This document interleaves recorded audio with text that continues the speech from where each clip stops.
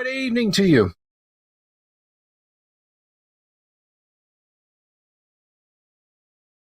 Found out what last night is he back in? But when I plugged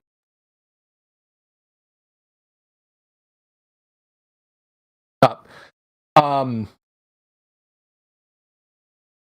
it took over all the audio. When you guys were here,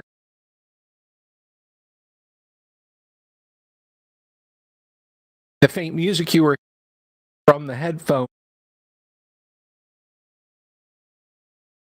So that's why audio was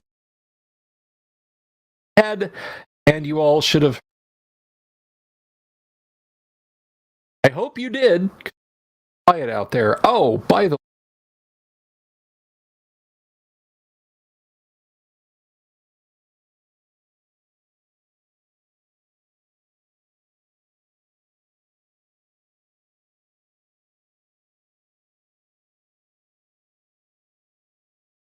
I am breaking up. Is this better? This audio better?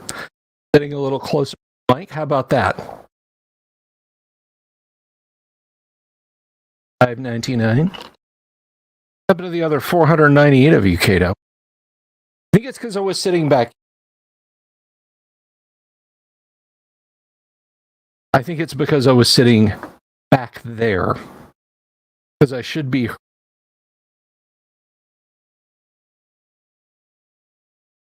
Appears to be better. Okay. That's good to know. Then I'll just sit way up on the microphone. All right. Excellent. Excellent. Don't like our 598 had it before. Well, congratulations. Be on the lookout for. But anyhow, speaking of 600, I'm really surprised and very hard now at 14.7 on the sub count on the YouTube channel. 1480, is it 14? What is it? All right, it's been floating between 14. I guess some people are walking away, are coming on. But yeah. So every time I turn my head to the left, well, I'll just keep talking to the right. How about that? That'd be better for you guys. Make sure my gain is up. My gain is up. That's very strange because I'm seeing no problems on my end.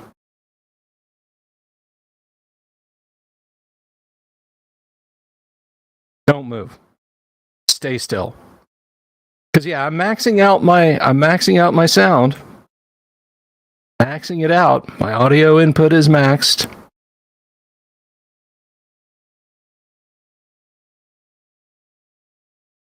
Should be maxed. So I don't know what to tell you. Honestly, don't.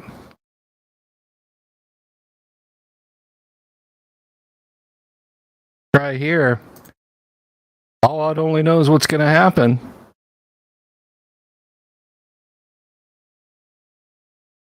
How about now? Can you hear me better now? Is that a little bit better? Maybe a loose wire. I don't know. I mean, I'm pausing when I speak, so hopefully you guys can still hear me. I can still hear me, and the mic can still hear me. You'll dub me in post-production. Just find fun stuff to say in post-production. I'll just keep my head over to the right. And hopefully that's that. Maybe Watsy is attacking me. Well, we'll just have to hope for the best. John Scott, hi from Florida. Is the mic part of the OGL?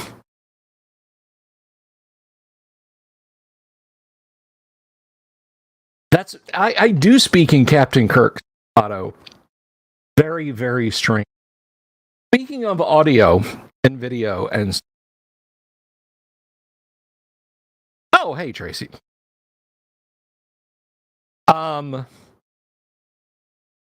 Well, you're getting about 95 words. Well, best. The best. That's a little bit better. I don't know. I'll just have to try. I forget that that's you, Tracy. I hope you're well, and I hope Shelby is well. Tracy and I, by the way, that's a good, fun lead-in to discuss the current state of things. Tracy Lesh and I are working on a book together. A book for use with tabletop fantasy role-playing games. I'm not stopping work on it. What do I think of the OGL? What do I think the OGL will do as far as an impact on my book? Not a damn thing. Nothing.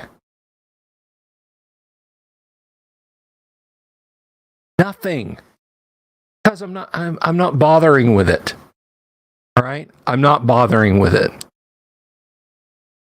You want to take the book that Tracy and I put together that he's out of this world art for. And by the way, if you don't know who Tracy Lesh is, if you've ever seen a picture of a Mind Flayer, that's the guy that created. He's the creator of that nasty piece of work. But if you want to come through and you want to see what stick around because it's awesome. But I'm not gonna let that throw not gonna throw that out. I'm not gonna be scared off by Wizards of the Coast. Right? Use it for BRP. Use it for Tunnels and Trolls. I don't care. But the book will be presented in a very specific way that harkens back to RPG that I first love, Advanced Dungeons and Dragons. But use it for whatever you want. Now, I have heard a rumor, and this is from Rumor Central. And you can, Evening Yang, you can take rumors for what they're worth. I literally saw this repeated on social media. It was posted at me on social media, so take that for what it's worth. But the buzz from Eric Tenkar apparently was that OGL 1.1 will be an opt-in. My own 2 cents, if that's true, is it will be an opt-in for people who want to create for 6th edition and possibly 5th edition. Now, here is my total relationship with Eric Tenkar. I posted one time in a comment under an article he made in 2017 when Frank Mentzer basically got chased off of Dragon's Foot and a lot of other internet forums for acting like an asshole. He made the claim publicly that I was a moderator of Dragon's Foot and I had been one of the people that had chased him off. I have a huge raft of problems with Frank. But I have never ever been a moderator of Dragon's Foot. And I made that comment when I read the article in the comments, I said, I'm not a moderator, Dragon's Foot. I don't know what Frank's talking about. And in Frank's defense, he rescinded his statement about me in that respect.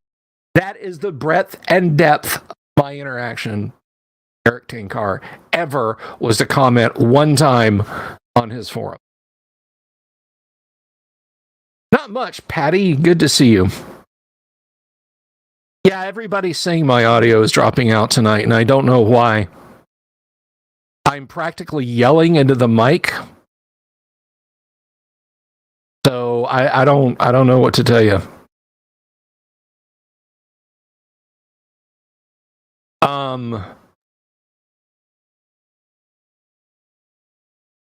But anyway, to go back to this. So I don't know Eric Tinkar. I can't say my good buddy or I have this on authority. Okay. This is a rumor that was repeated back to me. It may be true. It may not be true. I don't think he's making things up, but I don't know any of the source on it. Okay. But if that is correct, then that's a good thing. That is a positive step. We've got something good on the horizon. If they're saying only creators for D and Done have to worry about this, then great.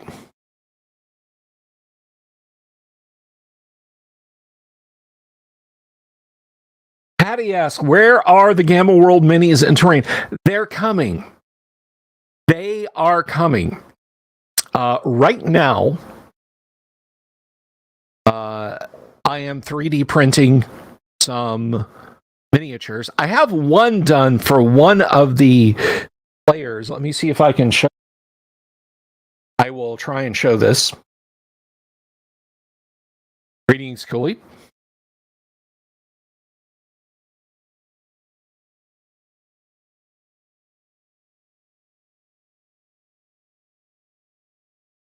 So here you go.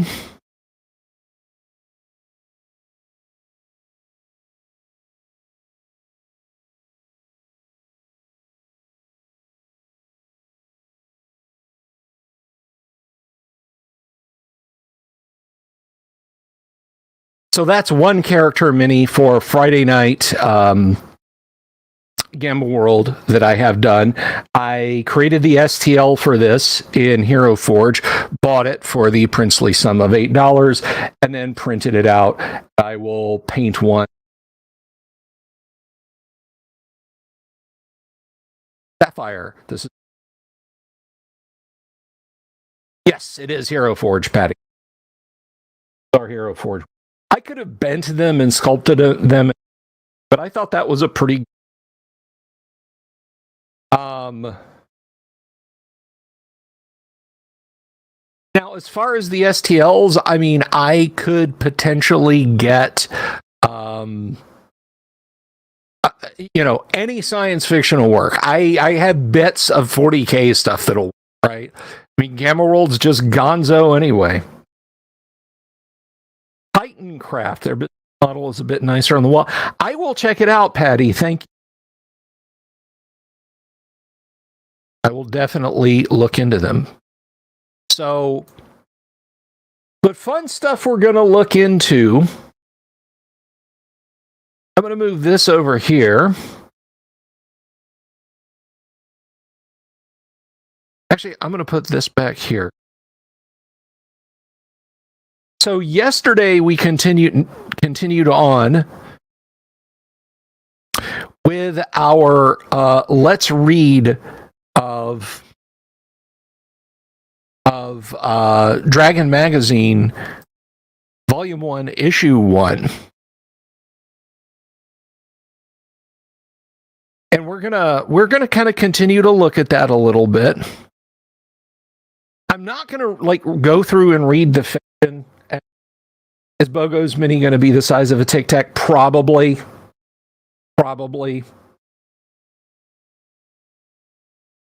So let's go ahead. We'll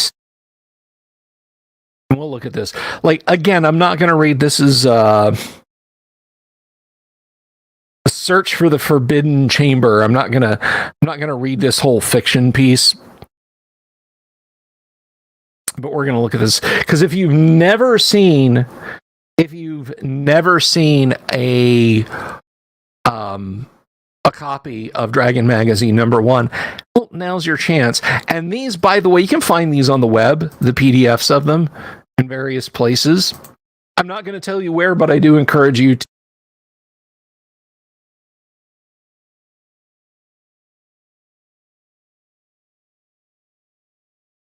Emerald Classic series of minis like Berg and Bubbles. Yeah, I should strong. If I purchase a sci-fi pack, I always use any of those model assets any number of times on any number of characters. The buy isn't great, but if you plan on printing a lot, it's a good. I'll check it out. So let's take a look then. We got some fiction here.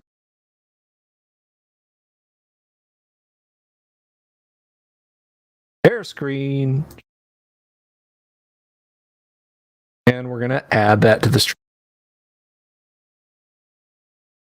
So this is some fiction here. We're not going to get too much into it, but there is a comic strip after it. Got a dragon wearing an Ecology Now shirt, eating a can. Greyhawk Construction Co. They're being beaten up. And Hell's Bells, it's a Recyclesaurus. Oh, those wacky. There's more of the fiction. Creature features. Let's look at creature features and see what we've got. Why, that is a Bullet or Bulette. I always said Bulette. And that, if that looks familiar, if you're saying, hey, that looks exactly like the art in the Monster Manual, it's because that is the art that they use in the Land Shark. The Land Shark. But remember, this is statted out for original Dungeons and Dragons.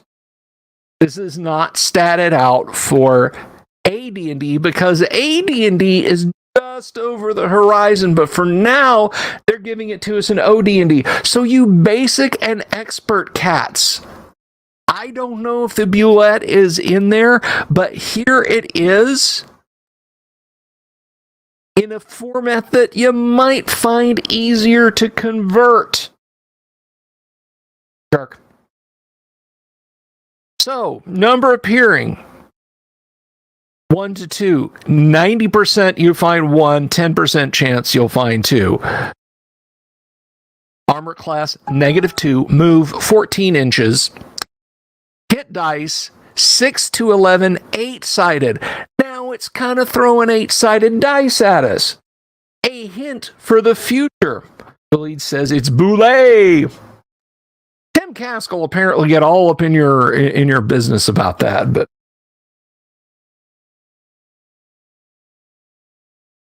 thought to be extinct until just recently, this horrifying apparition was crossbred from armadillo and snapping turtle stock. It has the vicious disposition of the turtle with the speed and digging ability of the armadillo. When full grown, they can dwarf a percheron, being from 9 to 11 feet tall. They are very stupid, making them all the more dangerous and irascible. Their nickname, that of the land shark, is well-founded. They have voracious appetites and will eat nearly anything alive or dead. They show a marked preference for horse and mules, however, and have been reported recently marauding horse herds and attacking even the best armed parties for the single purpose of eating the mounts. Hungry enough, they will attack virtually anyone or anything to satiate their ravenous appetite. Indeed, the Bulette seems to exist for the express purpose of feeding. They will not hesitate to attack any humans, although they are not overly fond of dwarves. They are loath to come near elves, alive or dead, but prize hobbits second only to horse flesh. They have been known to dig hobbits right out of their burrows. Somebody doesn't like halflings.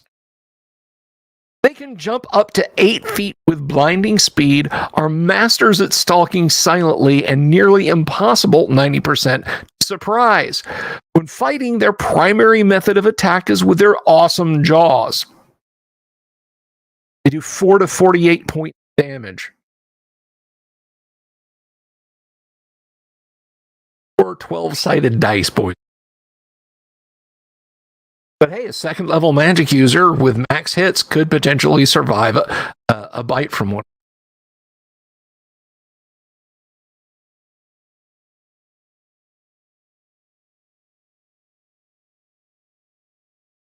While fighting, their primary method of attack is with their awesome jaws, said to be capable of biting the largest charger in half. Their claws are also formidable weapons, and when cornered or wounded, they can strike with all 4 feet, though they normally favor the front 2. The boulet has only 2 semi-vulnerable spots. The eyes are armor class 4, but very small compared to the overall bulk of the monster. The other is the underside of the hinged portion of the back of their back. The only time this area is exposed is when they raise on their crest, something seldom done except in the fiercest of fights. The softer area is -6, but only about 1.5 feet square. The scales behind their head are highly prized in shields, and their teeth are said to be extremely valuable. They are never found underground. They are very rare, and only mated pairs, if such exist, will share the same territory. No young have ever been sighted. The smallest ever seen are of 6 die variety. No one knows how or where the young are born or how. It is boulet. Now we come to a very cool of the map. Very nice.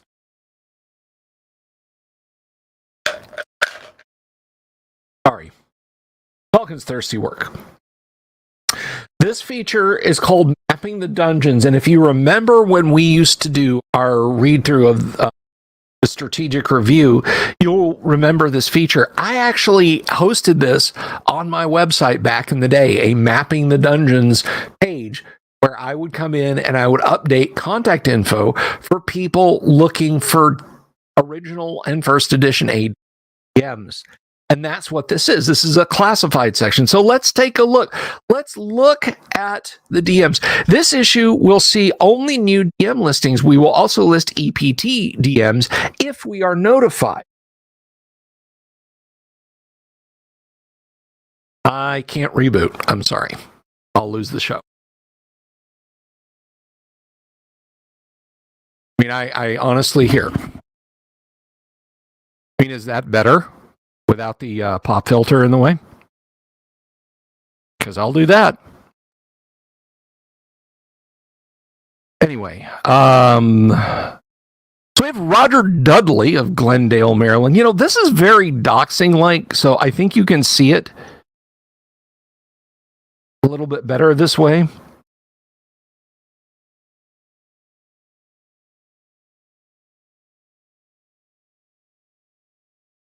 So, yeah, there's a lot here. Now, Paul Jacques is here as a DM at large.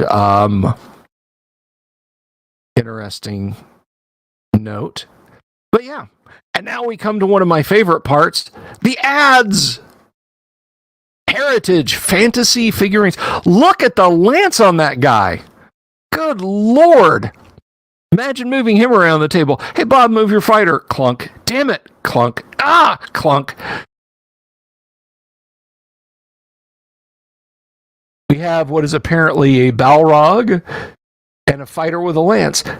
Heritage, fantasy, fantastics, medieval fantasy figures.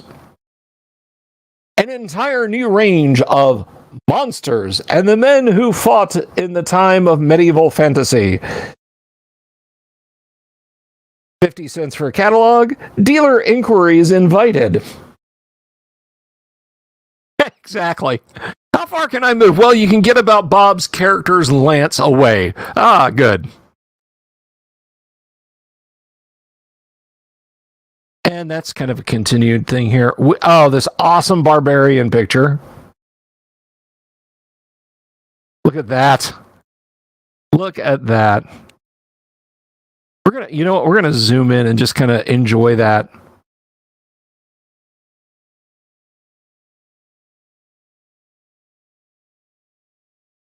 That is some fantastic art.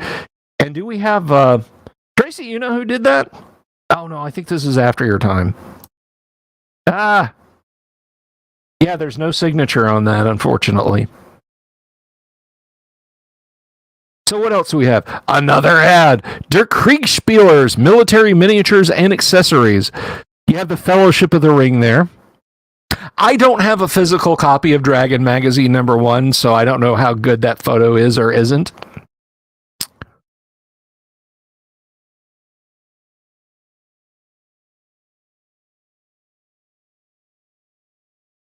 It does look like a comic swipe. So this is from Custom Cast. Previewing June 19th at MFCA Wargame Show. Panzer Troops, 15mm World War Infantry and Ordnance. Reduced prices. Chivalry, Medieval Fantasy, Mini Fleet, Ancient Ships. Plan to visit The Tin Soldier, our model retail store, this summer. Send $2 for latest illustrated catalog. $2 for a catalog. What, do you think we're made of money? That's like an hour and a half work at the Taco Hut. Custom Cast Incorporated. They are out of Centerville, Ohio. Anybody got any Custom Cast on their shelf?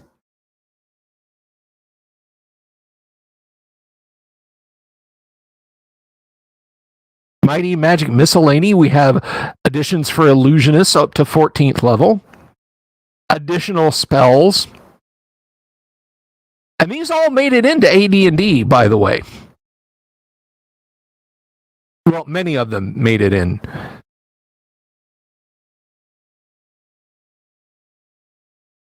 So they're bumping up the Illusionist.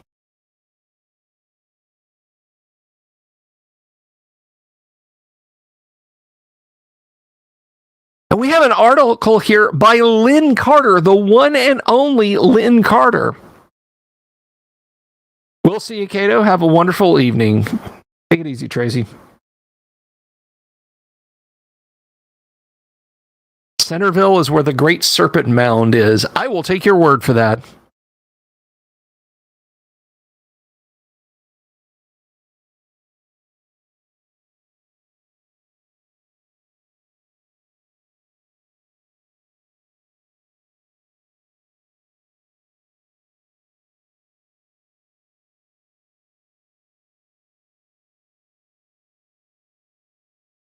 Alrighty, moving right along.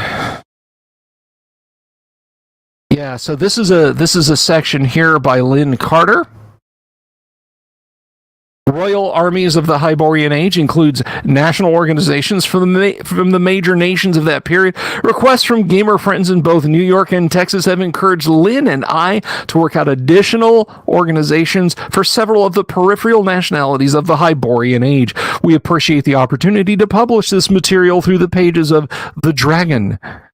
This article will list the national organizations of the Kushites and of Juma's kingdom in Kush's region, as well as the Kitai.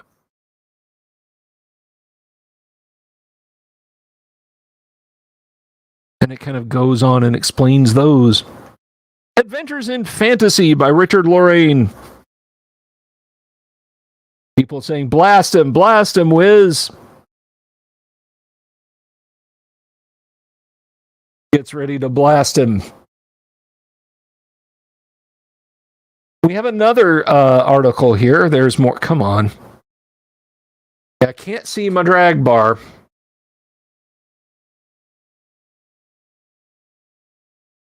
Hobbits and Thieves in Dungeon. I don't have any audio effect features going on. I have voice meter, which is plugged into OBS, which is plugged into StreamYard. So that's what you get.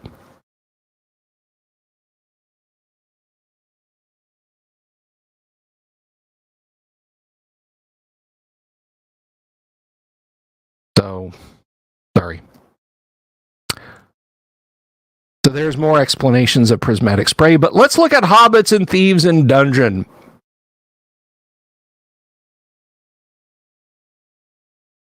We have found the game Dungeon to be most enjoyable when each participant plays a different piece.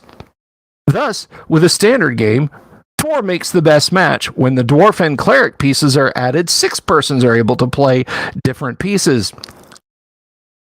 For details of these pieces, see Strategic Review Volume 2, Number 1, February of 1976. With the desirability of adding still more diversity to this game, as well as the desirability of allowing for up to 8 different strategies to be played, the following 2 new pieces were incorporated. Subsequent games have shown both the Hobbit and the Thief are viable competitors against the standard types, as well as against the 2 optional pieces mentioned above.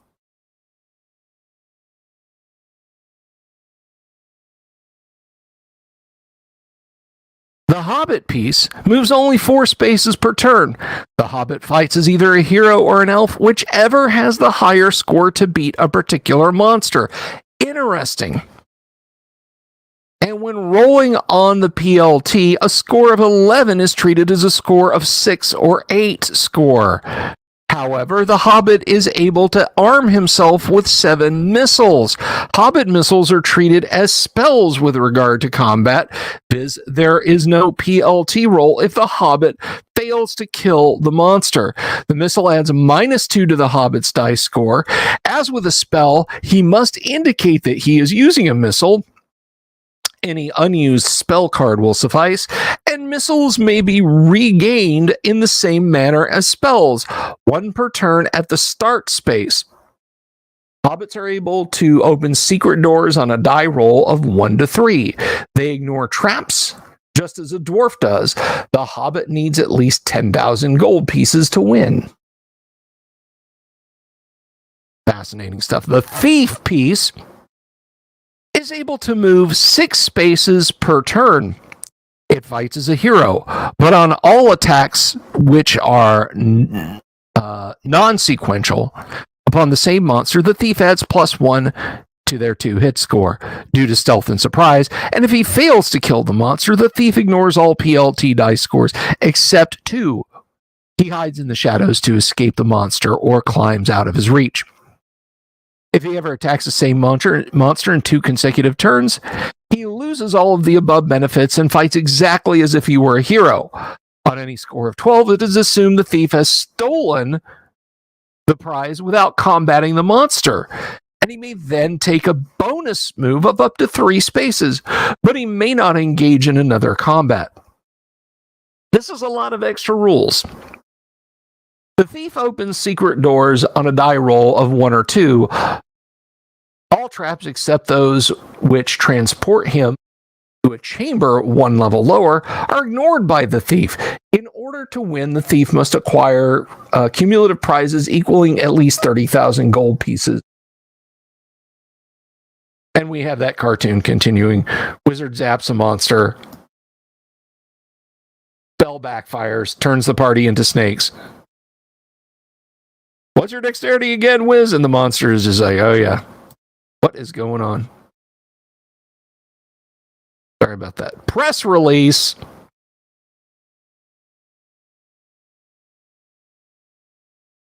From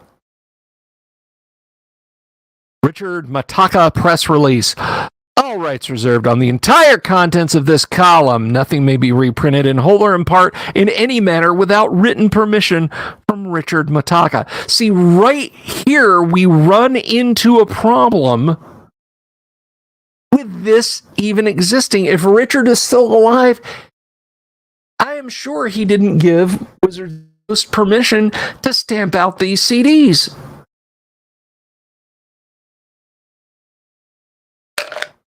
And I ain't kidding you.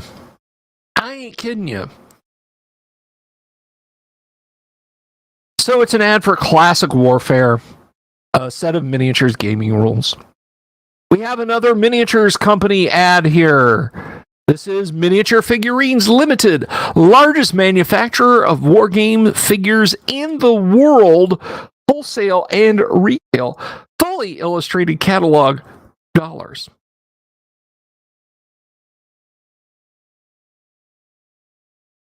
That.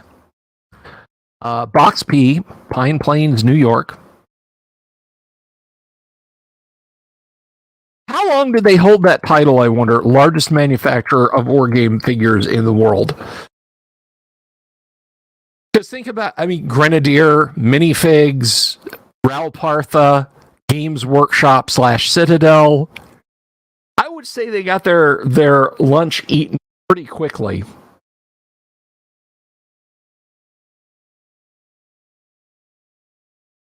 Oh, I just said Citadel, but that's not in reference to the company. That's a rule set called Citadel. There's an entire fantasy game presented in this rulebook. It can be played using the counters provided or miniatures collected. The premise for this game is the forces of good versus the forces of evil who are in their stronghold, the Citadel. In this Citadel, the forces of evil have hidden a talisman of some power, and it is up to the forces of good to capture the talisman. Are you sure you guys aren't talking about talisman? No, it is available from FGU, Fantasy Games Unlimited.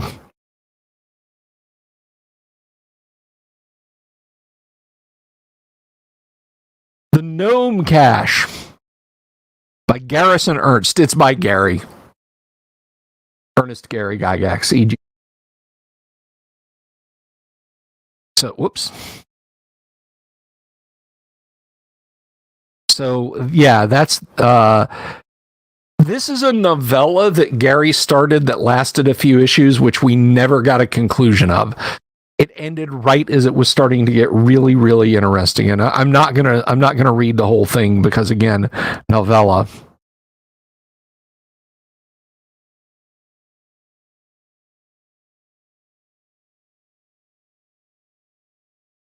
Larry Smith writing a little bit about Tolkienian elves in D&D. Nice piece there. Gen Con 9. What are you guys doing in August? There's Gen Con 9, where the hosts are preparing 3 full days of gaming. August 20, 21st, and 22nd, 1976. Special guest Fritz Leiber.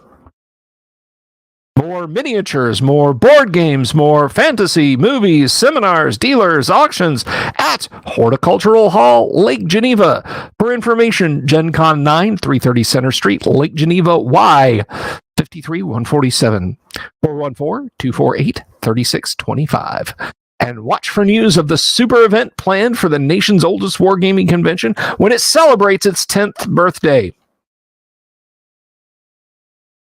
In the July Little Wars, Ray Johnson on Napoleonics, Gary Gygax on the history of wargaming, Dave Artis on World War II naval encounters, complete American Civil War miniatures rules.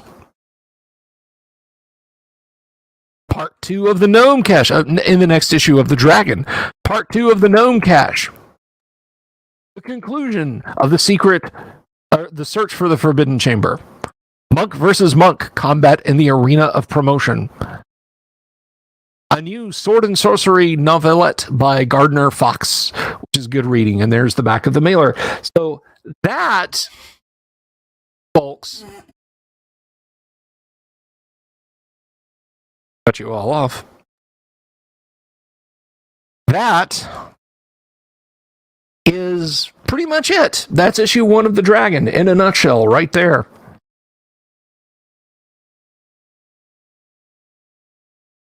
It must have been overflowing. Probably. Hey, stop.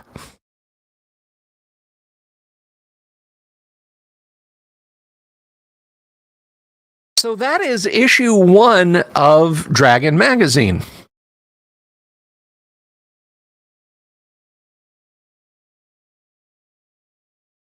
Oh, you're quite welcome, John. But I think it is probably one of the better issues ever of the magazine just because it has great verve. I think, like, if I was going to do an issue to issue read of it, I'm not going to do that. I'm not doing that.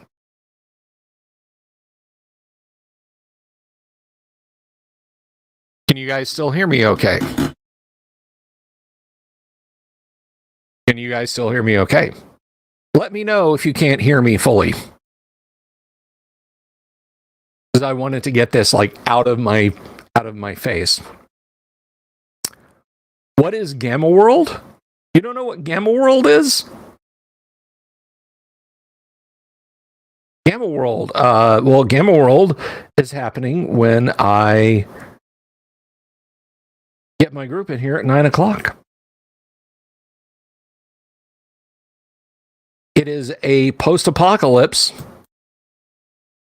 Excellent. Thank you, guys. Gamma World is a post-apocalypse science fantasy, science fiction role-playing game. So you might think, okay, so Gamma World is like The Road. Gamma World is like, it's like Twilight 2000 or Morrow Project. It's like Morrow Project in that it's 150 years after an apocalyptic world devastating war. Here's the thing. The apocalyptic world devastating war takes place centuries from now, not in the 20th century. Thundar, yes. So the remnants of technology are not, there's an old pinball machine. There's, a refrigerator with a skeleton and a fedora inside it. The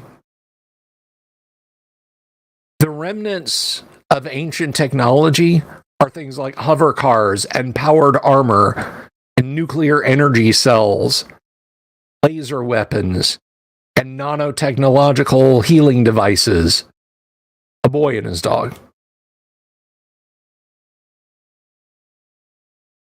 Rex would like a sensor. Good luck.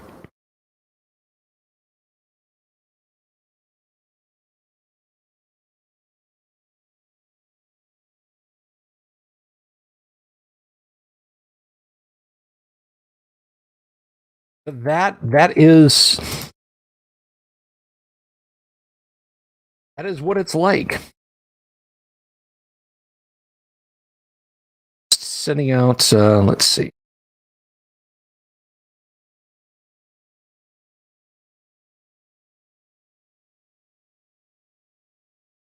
Got to make sure everybody's got this.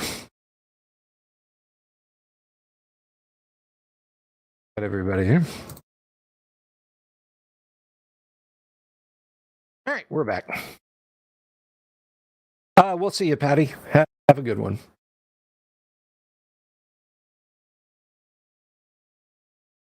My volume is dropping sporadically. I don't know what to tell you. I really don't.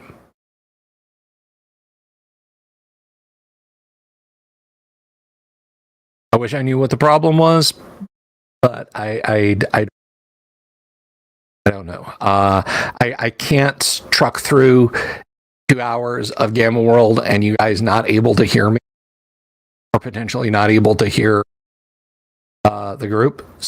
Have to see what happens when it happens. I can't just stay like this all night.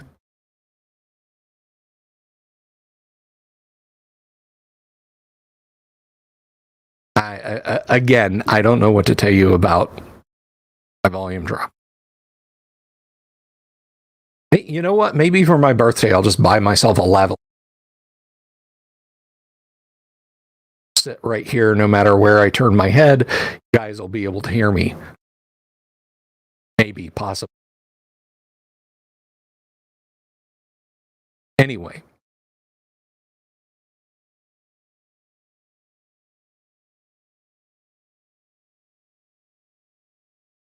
So,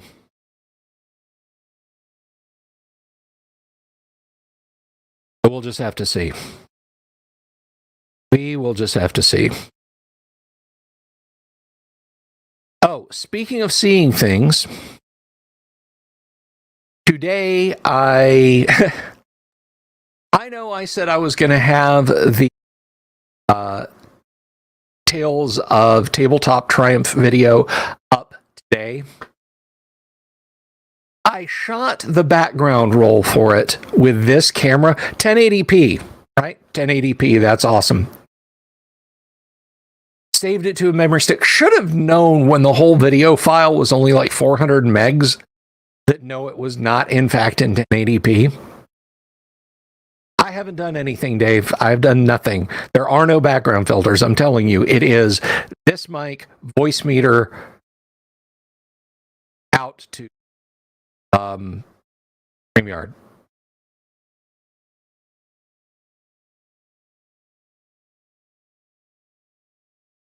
I come in here. I can come in here and I can try and fiddle around with it in real time again.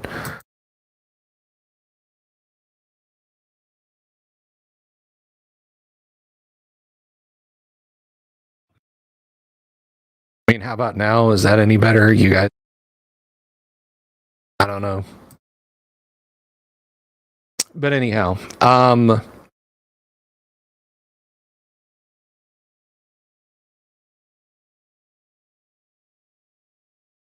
so yeah, Tales of Tabletop Triumph, number 1. Sorry. I had Tales of Tabletop Triumph is editing right now. After I shot the B-roll video to have up behind it, imported it into the piece. It looked like the FMV before a mid 1990s computer. You know, when they would like render stuff on 3D Studio Max and it would play on a postcard sized screen in the middle, a screen there.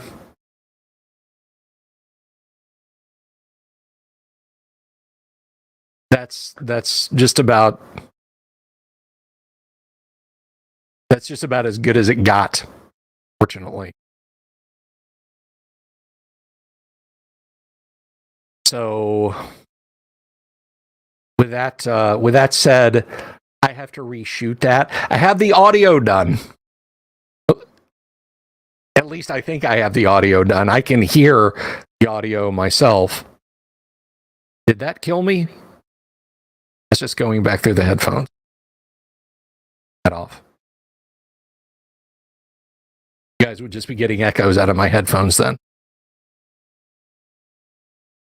So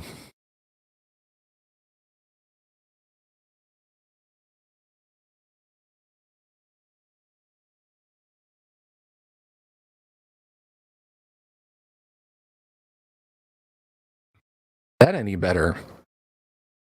Better or not? It actually sounds better to you now? Okay. Well, like I said, we'll see. So yeah, it was a little bit of a fiasco backdrop video, which sucks because I wanted to have Tales of Tabletop Triumph 1 out now, so but it'll be a little bit long.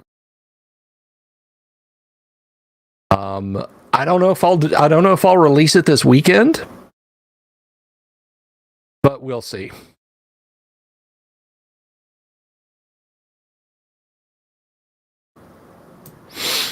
We will have to see.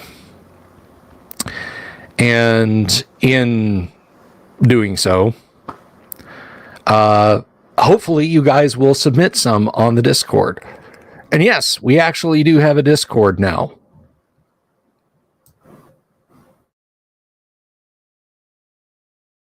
Let me draw that up for you.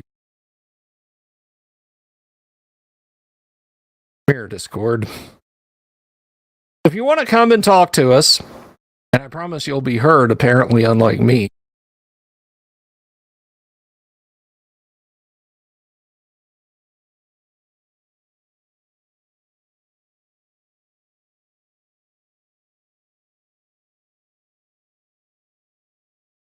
Right there, and I'll put that on the screen.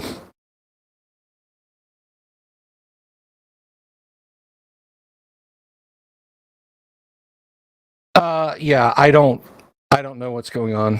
Audio. I really and truly do not.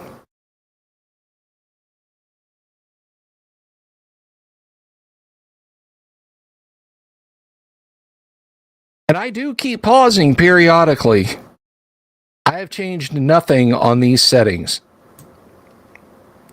Let me drop that down. You know what? I'm going to drop that down and I'm going to talk for a few minutes and we're going to see if that is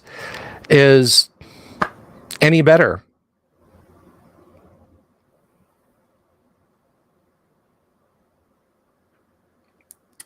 We'll see if that is any better.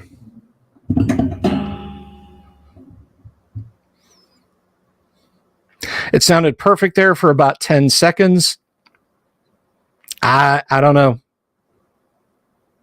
I don't know, Lightmane. I just don't.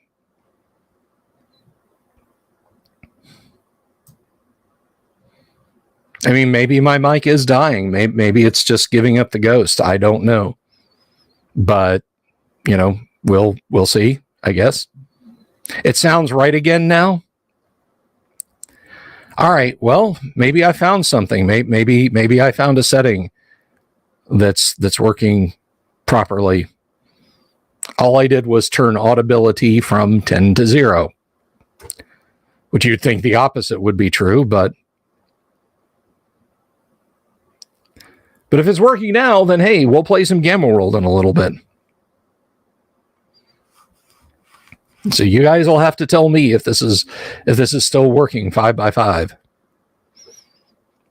But it's been up and down all night. So who knows? Mother, do you want to find hell with me? Oh, mother, not about to see a light, but if you want to find hell with me.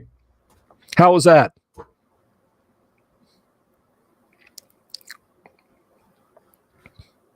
I sang a Danzig song. Was that? Could you guys hear that okay? I know Luther is probably running away right now. I never want to hear that again.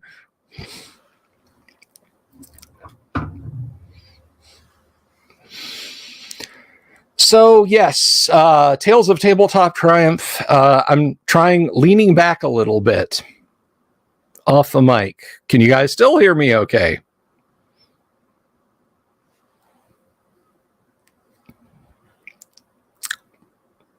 Great. Wonderful. I did something and I don't know what. I'll just leave it and never touch it again. But anyway, no, Tales of Tabletop Triumph. I don't know if I'll release it tomorrow, even if I have it done. Do you guys want Tales of Tabletop Triumph on the weekend? Or do you want it Monday? You guys will have to tell me.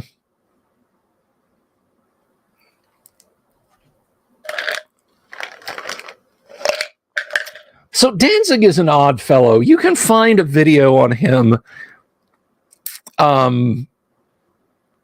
getting into fights with bands that he has performed with. Was it Southside Kings frontman hit him so hard it looked like Glenn's head folded in half? Maybe I gained enough XP to go up a level.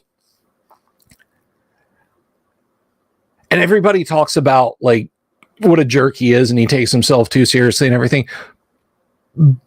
But he did an episode of Portlandia and clearly made fun of himself and the whole goth doomy gloomy thing. So I don't know. I honestly don't know. So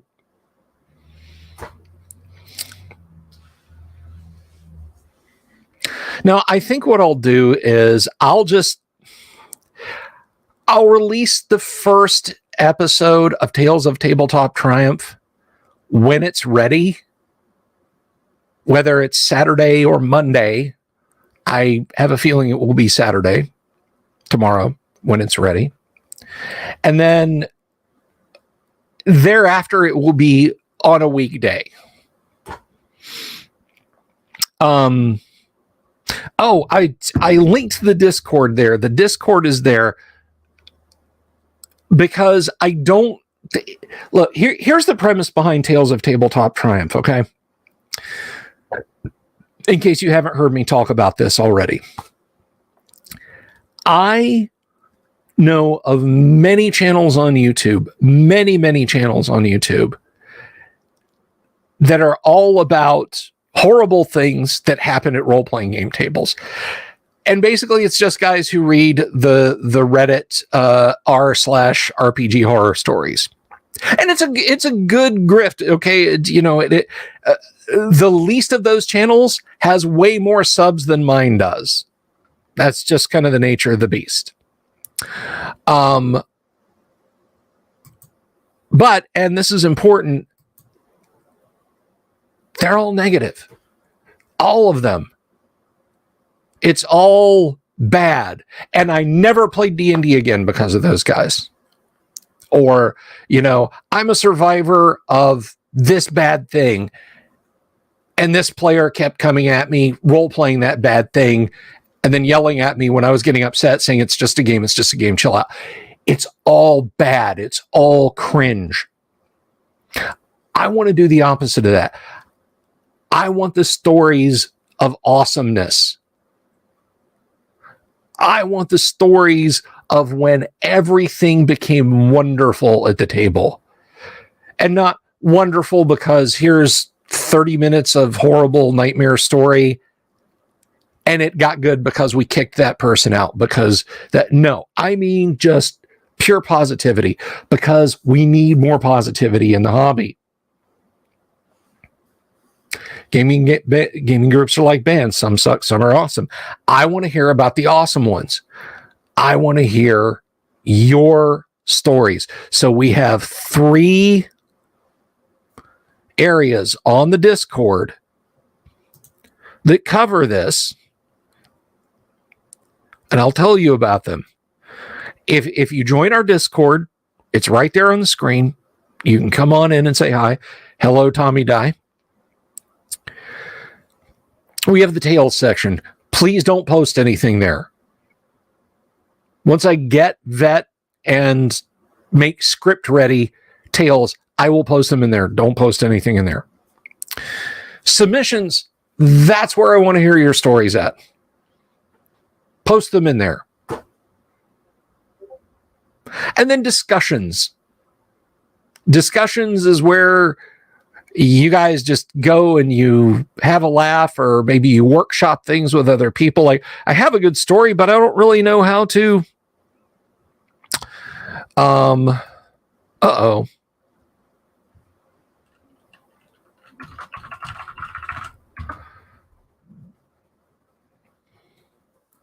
Folks, we may not have Gamma World tonight.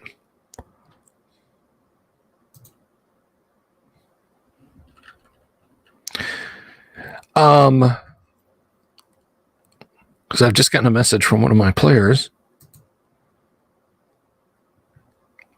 Yeah, ironically, the sound gets better and looks like we're getting some drops. But anyway, so join us over on Discord and then sign up or put your Tales of Tabletop Triumph in there. Join us over there. And join us for the awesome. And just tell your awesome stories. As it looks, I've just gotten a message from Doomsword, of course, who plays on the Friday night game. He's got some situations going on at home. So we'll see here in a few minutes, we're at the top of the hour, whether we have our other players jump in. In the interim, I do want to mention that we have some guests lined up for January. Tracy's kind of got some tumult going on. Hopefully he'll be back to join us. I know, Robert. I know. Just it's not over yet. Don't worry. But it's like college, 15 minutes more go by and the professor doesn't show up, then we'll have to wave off. What was I talking about? Oh, right. Guests. So Tracy is going to be a little busy in January. However, we will still try and get him on. There is a lovely lady. She is a voice actress. That's all I want to give away. Been following her on Twitter, but she is an old school player. She started with second edition, but that's cool. We can bring it. We can bring it. Room for one more, and get her playing the old school games. But I want to talk to her about gaming and being a voice actress and that sort of thing. So hopefully she'll be available. And of course, Alan Hammock. He's going to swing on by. So get a lot of interview fodder ready to happen in January. I'm excited for it. I hope you guys are excited for it. I will be appearing on the show with, excuse me, on Raised on D&D on their podcast. I don't know when exactly that's going to happen. That may be February, but I'll keep you guys posted. Lightmane, you're a voice actor too, a voice actor in your own mind. Oh, boo, boo. I see what you did there.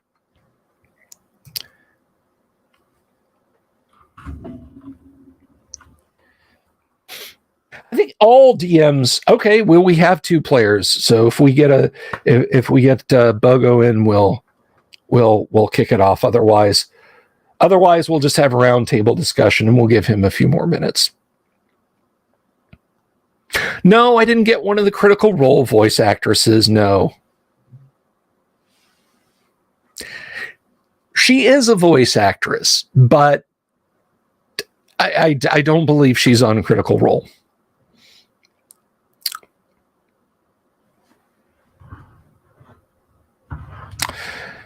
So yeah, that's all slated to roll in January. And of course, I haven't forgotten, I do have the obligations, happy obligations, but obligations nonetheless, of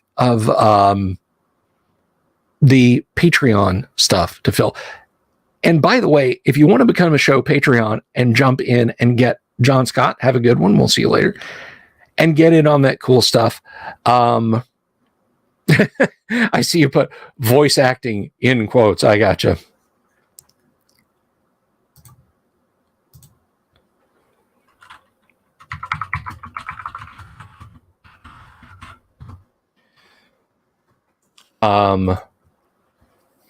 But yeah, the crab, he's pointing down at it. You can support us on Subscribestar, PayPal Direct, buy me a coffee. You can throw in a super chat, or you can support us on Patreon. And Patreon and Subscribestar will get the same benefits at the same tiers.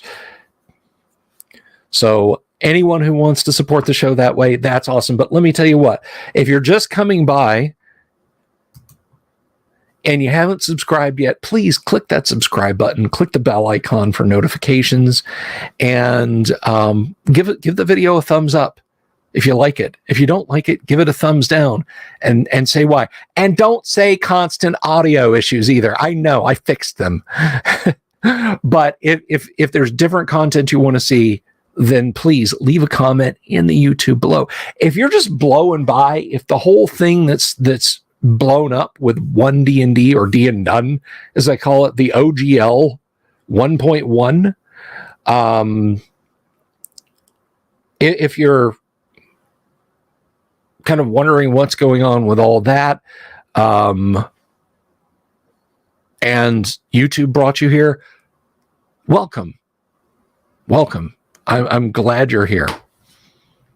I'm glad you decided to join us, because 1,486 subs, just 14 more subs till we get to 500. And what happens when we get to 1,500? What happens when we get to 1,500 subs? I don't know. It's just a nice round number to get to. So tell your friends, tell their friends, come by and give us a like and a subscribe and click the bell icon, and that'll wonderful. Don't say you did it. Everybody's a comedian.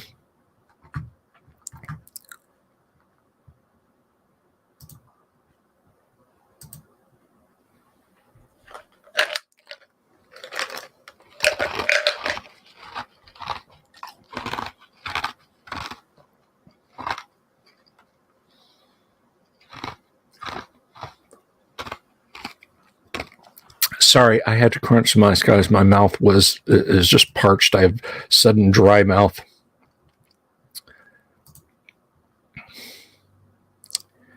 How many till BillCon? There is no such thing as BillCon. So I don't know what you're talking about. I have the faint. Is that a convention started by someone named Bill? Because I don't know what that is. I don't know what BillCon is. You guys keep mentioning it, and I haven't the foggiest. So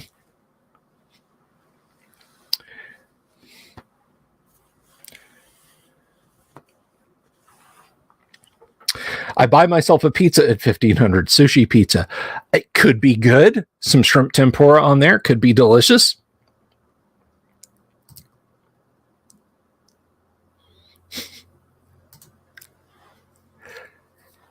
What's Galwag 2? We bring the trolls to you. Do you mean? See, it's Guag. Great underground online gaming convention. Or the O for the one. If I get 10,000 subs on the YouTube channel, I will have a real in-person, face-to-face convention here in Central Florida. And it will be called Guag. Great Underground Overland Gaming Convention.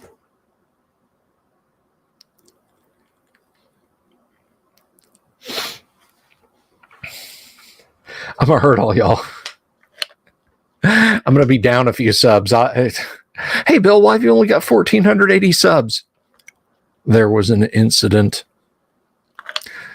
There are some people who can't type anymore.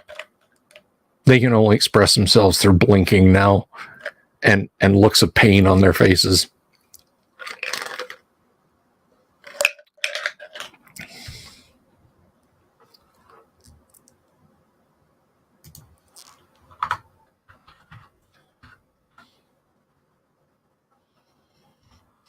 Great Underground Overland Gaming Convention.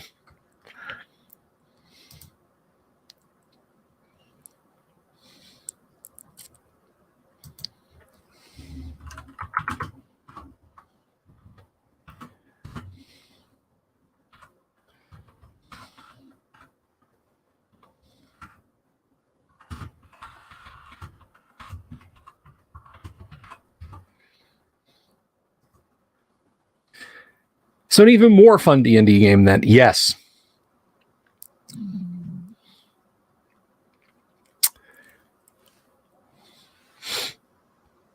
You're allergic to cat dander. Yeah, we have 3 cats and a dog. And real sturges.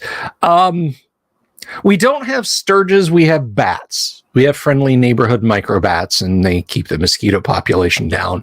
And that's a good thing.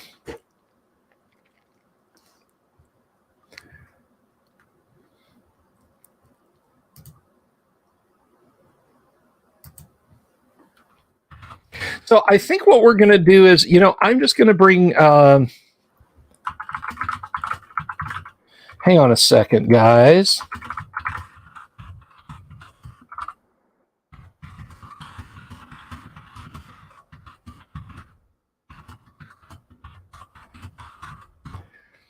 I'm thinking if they're cool with it, I'm going to bring the Gamma players.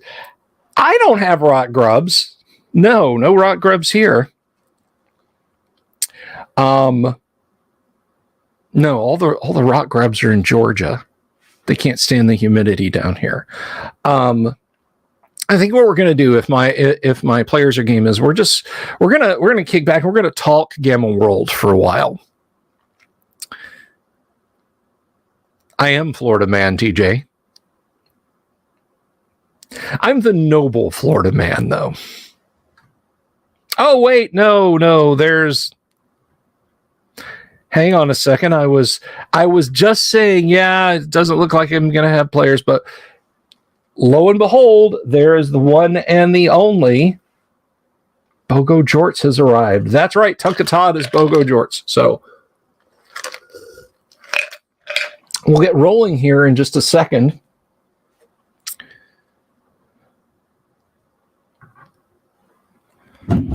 Get my headphones on. And we'll actually play. Hang on a second. I think I'm parked on my headphone cable. There we go. We'll actually play some Gamma World. Sorry to keep you guys waiting.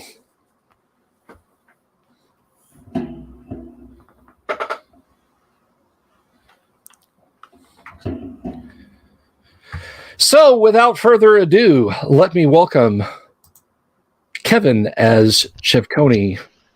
Hello. Hello. How are you, sir? I'm awesome. Excellent.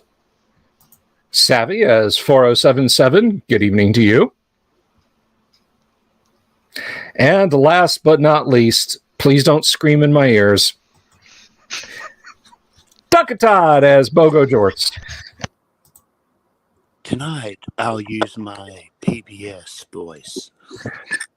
Well, thank you. You can call it AMSR because we certainly don't want to be seen as supporting PBS around these parts. But welcome one and all to all of you happy folks out there. Again, Doomsword couldn't make it. He had a last minute issue kind of tripped him up.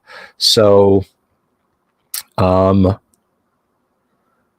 all wish him the best. Lightmane, thank you for hanging out. Thank you for the sub, and we'll see you next time, I am sure. So last week, our last session, I should say, because this is a return to the game after several weeks of absence. You had all been investigating what was apparently some kind of police building in the time before the war in the outskirts of the ruins of Lanta. And you had fought a security robot. You'd fought several androids on your way here. And as you all fled the building to escape, you hear a cry of surprise and shock and turn around, and you see 4077 stumbles out of the building and falls to her knees, unfolding from her back a set of large white wings. And that is where you find yourselves, on the ruined street. Doomsword's character, who will remain strangely silent for the rest of the evening, says, points and says, "Look out, she might have come in contact with something that can mutate robots."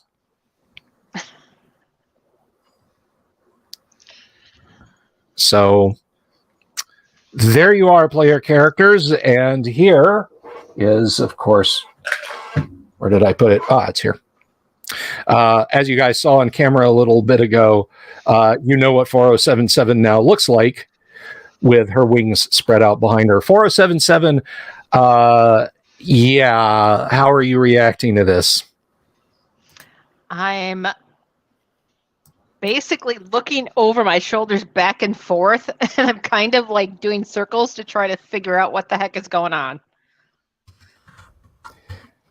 Okay. What is Chevconi doing? I've seen things like this before. They generally are unfriendly to me, but I'll step back a little bit and say, wow, who's that? Well, I mean, other than the wings, it still looks like 4077. I am hesitant and terrified to ask this. What is Bogo Jort's reaction? staring and all. Okay. So I'm going to Oh! stop circling, and I'm going to reach back and touch a wing. Okay. Well, you can feel your fingertips touching your wing in your wing. Like you have that sense of presence, like they are limbs, extensions of your own body. And this is super weird because you're a synth. You're not human, but your subsystems are designed, or were designed before the war, to mimic human physiology as close as possible. So perhaps it's just more of that. They're feathers from the mini, right? It's feathered. They're feathered wings. Yes. Okay. And the feathers are feathers, not metal or some other weird stuff.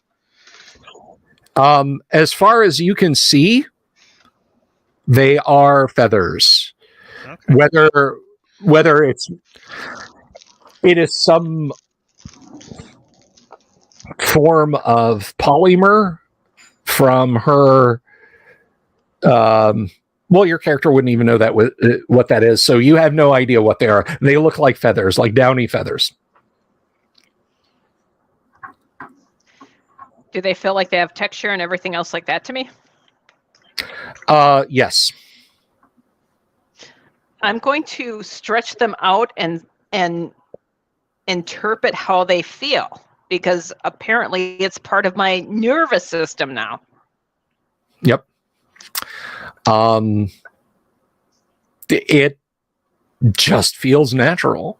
It is at once strange and alien, and at the same time, it just feels natural. Your internal systems seem to know how to manage them. Well, I'm going to flap them. See if I can rise a little bit. All right. I know how birds work.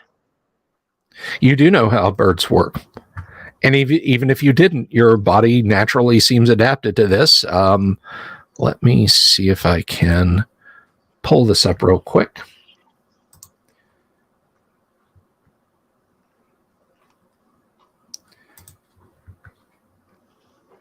Just got to get my Gamma World rulebook open here.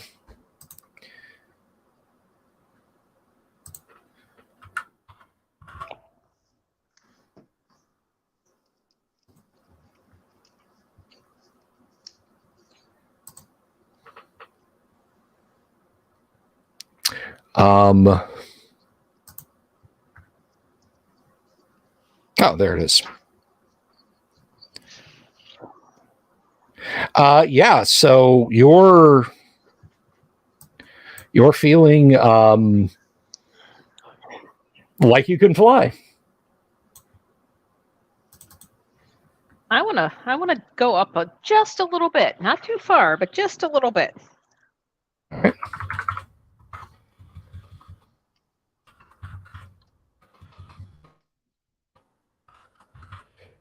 You rise up. Please stop it. Sorry. Right. Good old Adobe Acrobat. Not you. You're fine.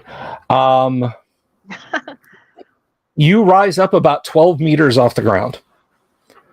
You can definitely feel the weight of your equipment. The front piece of your armor was 4077 wearing armor? Did they get you armor? Or? I honestly don't recall what your armor class was. I thought she had security armor, but that's don't trust my memory on that. No, that's quite all right. She did have some kind of armor. So yeah, the back of it was just pushed completely off, displaced. So you have the front piece. Your clothes are a little bit shredded. Oh, she dropped off. That's why she wasn't responding. There she is. So you rise up about 12. That's okay.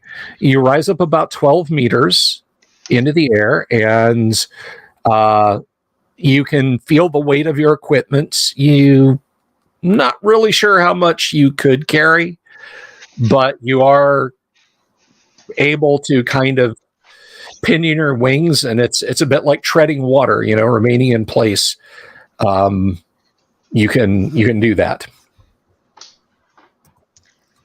I kind of want to hover just to get a feeling, just a few feet off the ground, to get a perception of the way my wings work and how everything feels and everything else like that. So I become very familiar with it.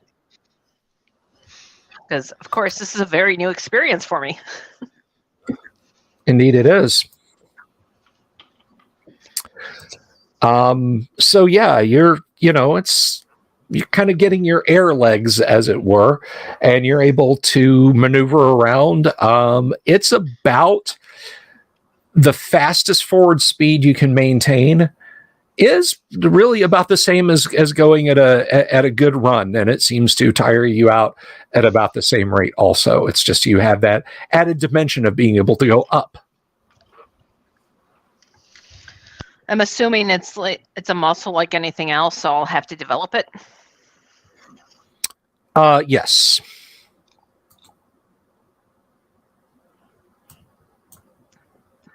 Well, it sounds like we picked up some armor and such, so if possible, I'd like to take one of the new armors we acquired and adapt it on the back and that so that I can be armored, because odds are I'm going to be scouting from now on ahead. Literally. Well, short of getting a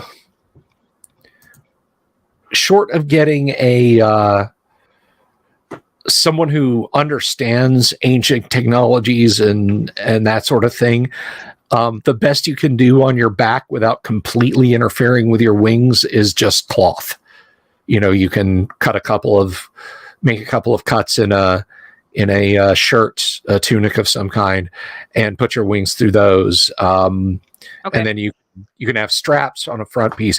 So if you get attacked from the back, unfortunately, you're going to be at armor class 9 or 10 at best. But front, you will take anything. You can't use you couldn't cram yourself into a suit of power armor now. No. Without completely severing your wings. But again, attacks from the front, you can wear security armor, carapace, whatever, and you'll take that armor class on the front, which is why miniatures will become so important once we get those going. So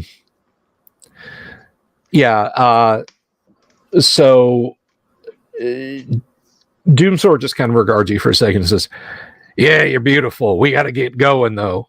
Your little joyride might have attracted attention, and if there's any of those synths around, they might want to get you under a microscope so they can figure out how to have their own wings, if you know what I'm saying." He racks his laser rifle suggestively. Okay. I'll land and kind of tuck my wings in as close as I can. Okay. I don't know how unobtrusive I can make them, but I do the best I can. Not really at all. I mean, I don't know wing anatomy, so where they start to curve over is like here over your back. You can kind of fold them in a little bit, so, but not.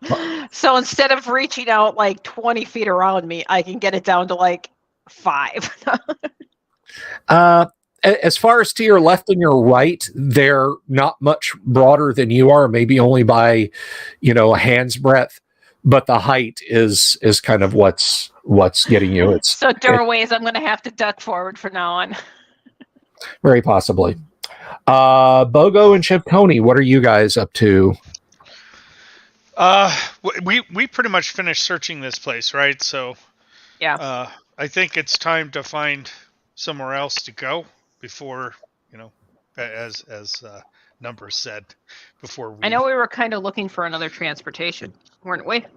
We are, but I mean, I'm willing to find anything. Yeah. Not just transportation. Well, technically we did kind of to some degree. Can At least I did. can we all just get ropes and she could just fly with us with our ropes tied around her waist or something? No. Damn. Okay. Well, your My vehicle wings will aren't probably that just strong. go. Damn it! I'm gonna get stuck carrying him around. Am I? Don't He's worry. gonna- It'll He's just be your gonna leg. find grenades and decide we are a bomber or something. Right. It'll just be your leg. It'll be okay.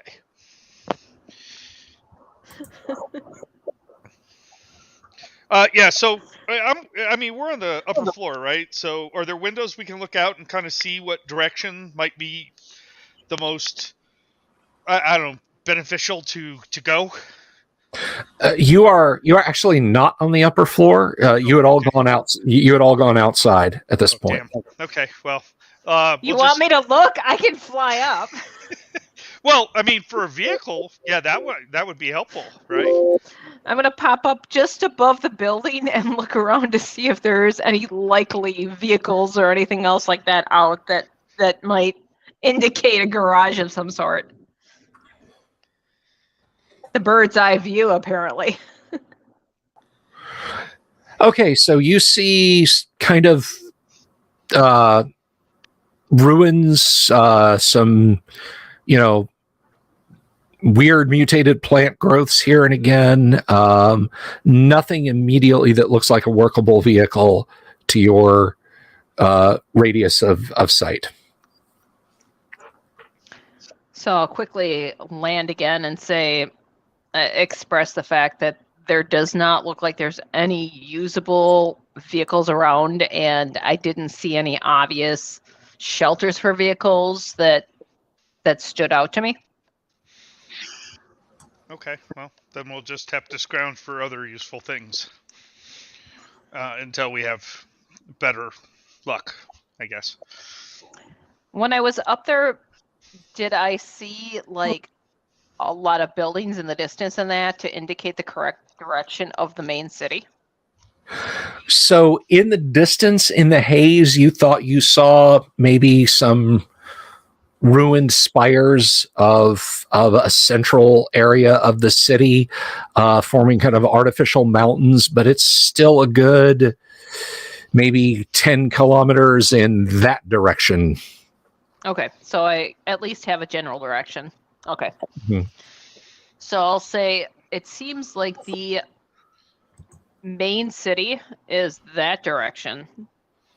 When I looked around, were there scattered buildings in other directions too, or not so much? Oh yeah. There's building ruins. There's heaps of rubble choking streets and that sort of thing. There's all sorts of stuff like that. Did there seem to be one direction that had smaller buildings that were more intact that might be a good area to search? Not as I mean, nothing looked any better in any one direction than the other. You didn't see anything that looked like a settlement, but as I said, it is many kilometers to the center of this place, so it maybe if you search inward, you'll find more. Okay, so I'll express that the largest buildings, probably the main city, is in that direction. There's ruins all around, kind of the outer part of the city, but odds are we're hopefully going to pick something as we're heading towards there that's going to be useful for us. Okay, who in this group has the ability to see radiation stuff? Bernie skinny stuff? Was it Numbers with his goggles? Numbers does have IR UV goggles, yes. Right, but that's not going to help us today. Okay, well I guess we'll head off. Can I try to pick him up and see if he can scope that direction? You can try. I'll try. Yeah, you can't get off the ground carrying him. I mean, even he even sets down like he's got a satchel and that sort of thing, and he sets those down. So Okay. Power Well, armor's heavy. let's do an experiment. Let's put the goggles on Boga and see if I can pick him up. Will they fit him? They will not actually. Bogo's Well- head is about the size of a tangerine. Right. So Well, I mean, would it what fit on about me? 4077 wearing them? Is it are they tuned to non only organics or what? You don't know. If he's willing to, I'll put him on and try to see if I can see anything. He says, "All right, but I want these back regardless." Definitely. So I'll put them on, see All if I right. can see anything immediately around us, if they work or not. And then if they do, I will pop back up and look around.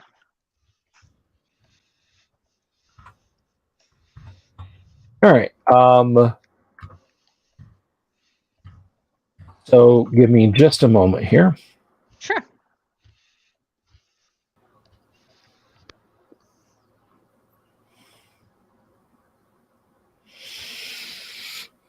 Okay, so yeah, your biomechanical eyes seem to function exactly as human eyes do, and the IR and UV goggles do enhance your vision. You can see patterns of heat. The sun has been warming everything, but you don't see anything that is any particularly hotter than anything else. I mean, what you think may be a mass of metal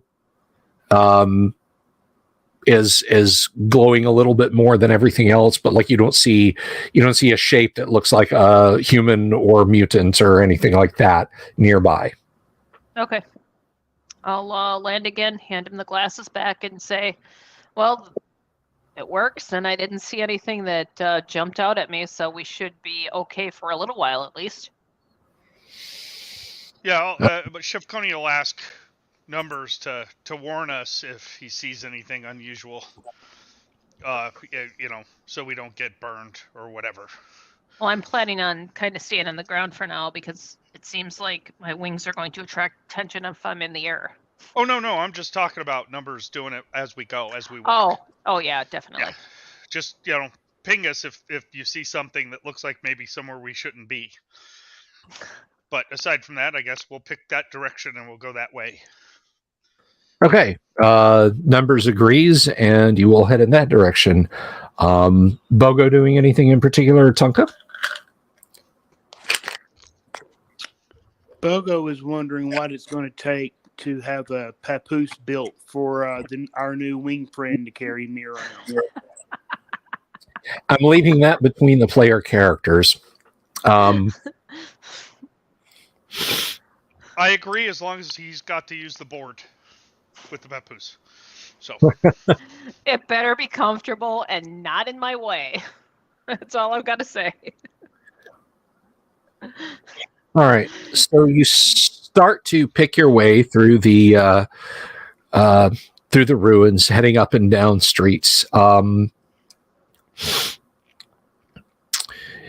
You come to an intersection. There's a line of rusted out and very clearly destroyed non-functional vehicles sitting down one side of a street. And let's see. They need Ernest Borgnine to pick them up in a cab like Escape from New York. You're the Duke. There.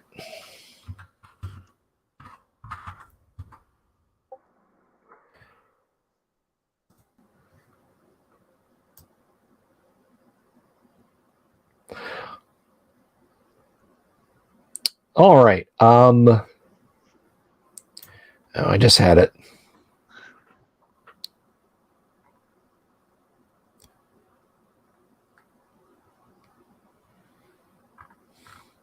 Hang on a second.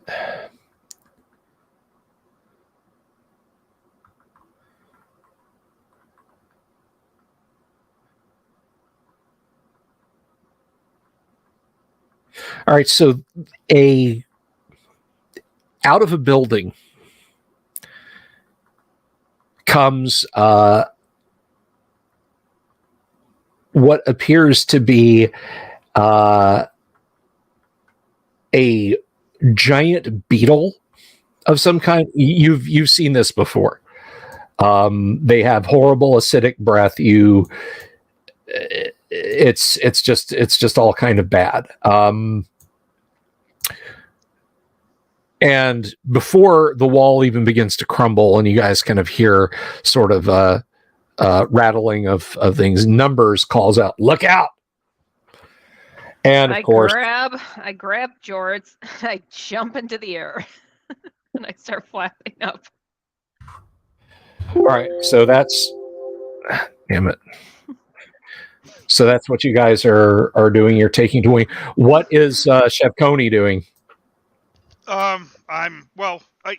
These are unfriendly even without me making them unfriendly, right? That is correct. Yes. Okay, cool. So I don't care about rage. I'm gonna pull out my laser rifle and I'm gonna aim, I guess, and shoot if I can. All right. Yes, this is a herp. Numbers Rab will take a shot at it. Did any of the bicycles you find have a basket on the handlebars? No, there were no baskets. All right. Numbers is going to blast at the thing.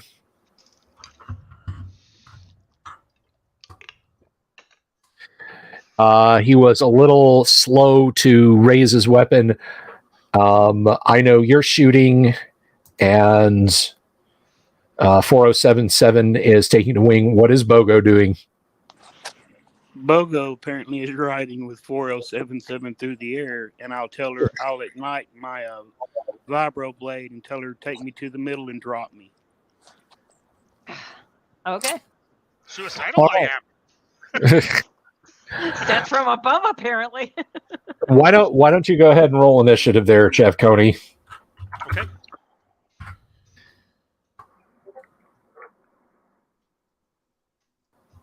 That's 4. Okay, Numbers is diving for cover, and the herp. Let's see, 1, 2, 3, 4, 5, 6. Actually, I'm going to do 1, 2, 3, because you haven't yet taken a wing, 4077. So roll 1d3. Okay, so it spits a spray of acid at Chef Coney. Yucky. I disbelieve. Reality is that just makes it go away. Reality is that which does not go away when you stop believing in it. Yeah. Exactly. What is Chef Coney's armor class? It's like 3, isn't it? It is 5 unless he's hitting me from the rear. Then it's 6. It is 5 then, because he is attacking you from the front. Yep. Let's see.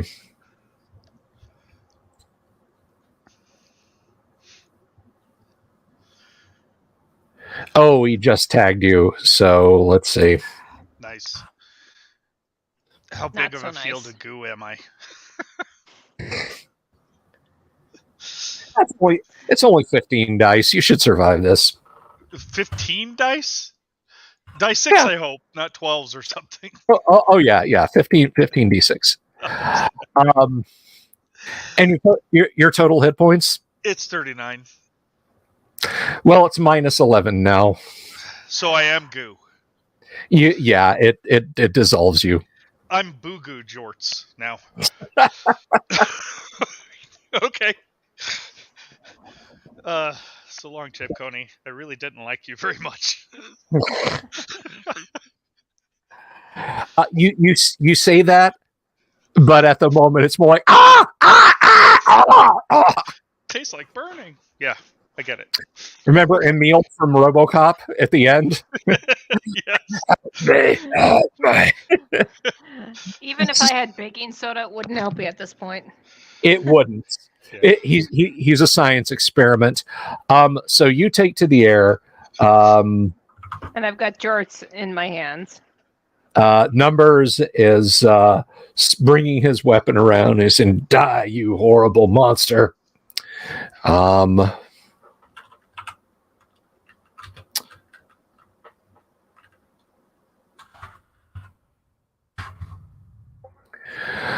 right. So you are dropping Bogo. Give me a D20 roll there, Bogo. Or are you dropping Bogo? Let me ask you that.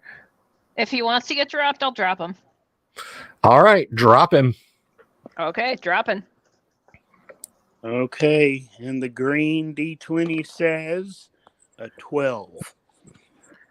A 12. Okay, let's see. Give you a little bit of a bonus because you're falling on it from above, and it's currently having Chef Coney Slurpee right off the pavement. There's just no dignified way that happens, you know? Yeah, I saw that in Starship Troopers. Yeah. Fun times. I would have grabbed you if I could have. Oh, it's totally okay. Like I said, I did not like you much. Chef Coney. You were a terrible character. What, everybody hating you on site? Yeah, well, and you know, the dual brain that made me do stupid stuff on a regular basis. All right, you're going to start dicing up another character while we resolve this? Yeah, that's what I'll do. Yep. All right. Do you think anybody in chat would be brave enough to super chat to give a number to our new character? That's up to the audience. If they want to try and super chat a character for Chef Coney, then they absolutely may. So you land on the thing's carapace, but unfortunately you slide off. You are behind it, however. So that's good.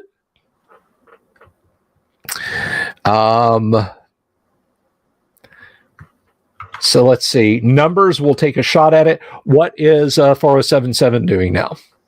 I'm going to fly up a little bit farther. I'm going to pull my rifle out, and I'm going to get at the farthest range of my rifle, approximately, that I think should be out of the spitting range of this beetle. Okay. So I'm going to pretend to be death from above.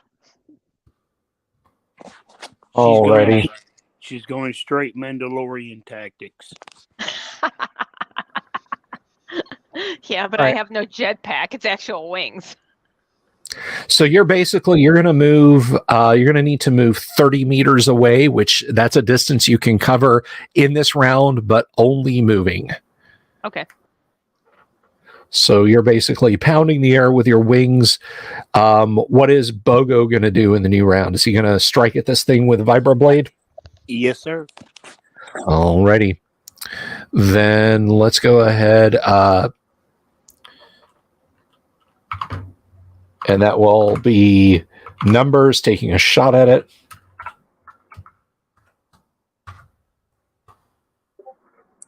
All right. And he does hit it. And I got to see how many dice that thing's going to be doing. I forget his blaster rifle. It does like all D6, right? Like every D6 on the planet, you have to roll Every D6. People out there, roll your D6s, and that's just what happens. Let's see. That definitely hits in the weapon class. I just have to see what weapon class or what weapon it is, or rather what the damage is. Because it's like a Mark IV blaster.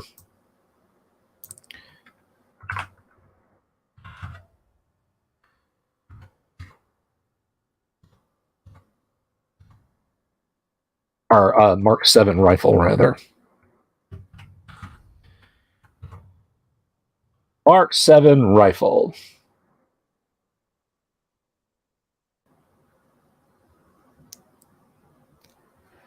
Alrighty, so that's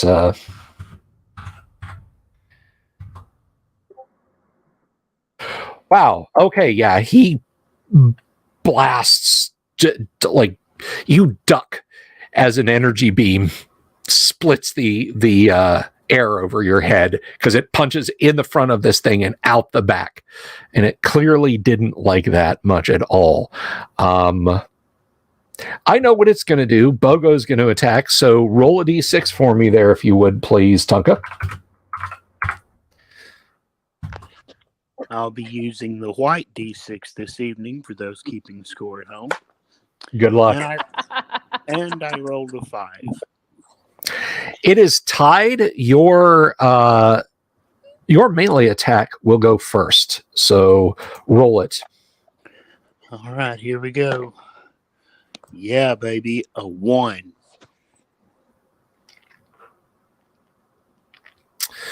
Okay. Yeah, numbers is yelling, stab that son of a gun.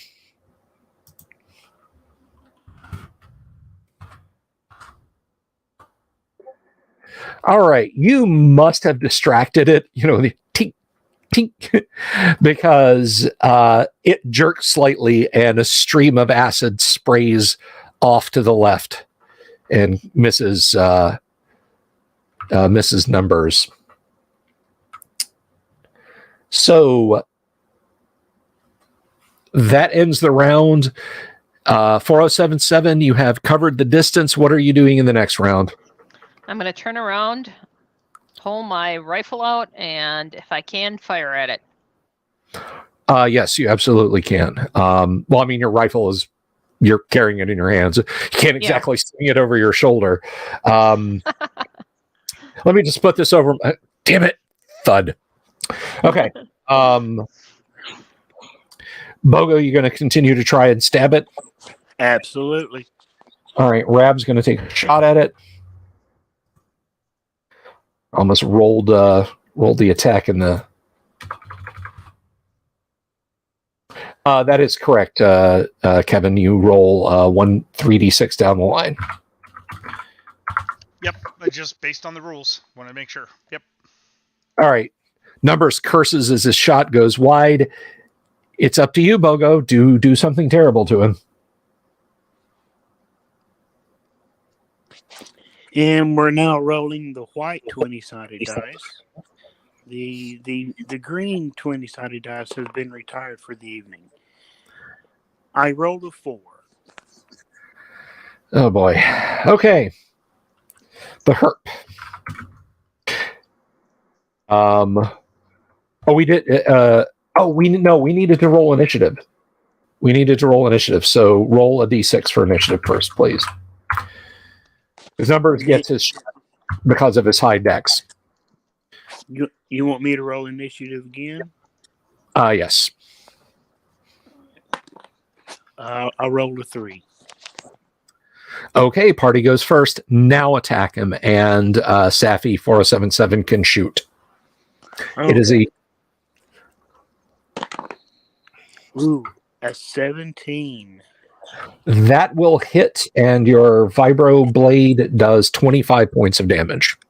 Correct. So yeah, you slice this thing. Roll your attack, please. I have my needler, and I have paralysis on it. All right.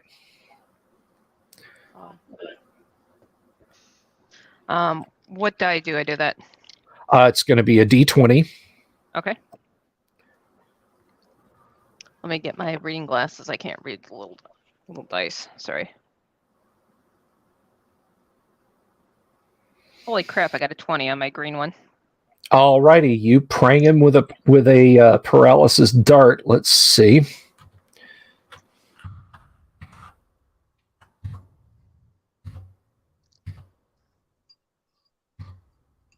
Let's see here.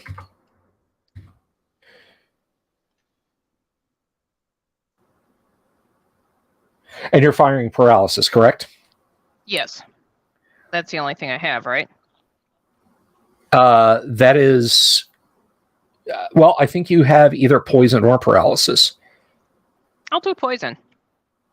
All righty. So it's poison.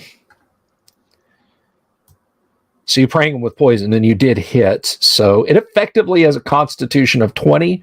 So we're going to have to see. They are big. Paralysis does not affect them, or paralysis darts do not affect them. Well, poison was a good choice then. Yes. All right. Strength of poison. Roll 3d6, please. Okay. Oh. Getting it out of its case.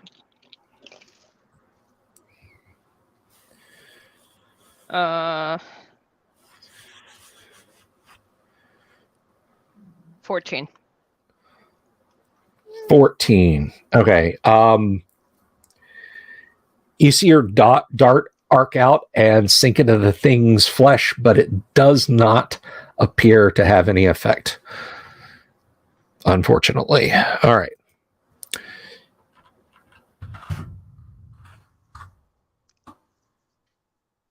Okay, it once again tries to spray Numbers Rab and misses. Next round, unfortunately, Numbers is reloading in this round. He's yelling, "Kill it, you short little freak, before it turns to me when it did to Chevconi."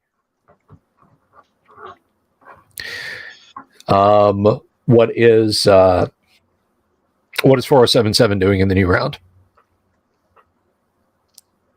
I have a energy grenade that I Cool. had picked up. I'm thinking about trying to dive bomb it with the grenade, staying out of range, but dropping it so that it hits it in the front, so that any kind of shrapnel will go out the front and not hit the rest of my group. Alrighty.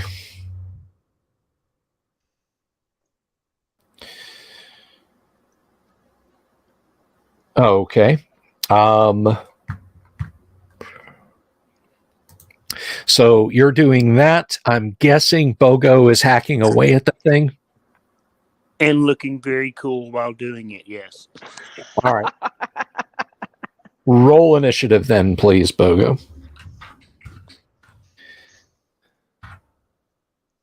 If anyone Alright. can pull off being covered with goo and hacking, he can do it. I rolled a heroic 3. All right. It will go first.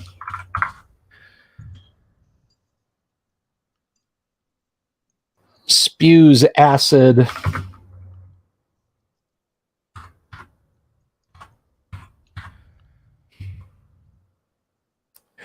Numbers is burned horribly, but he's still alive, only just.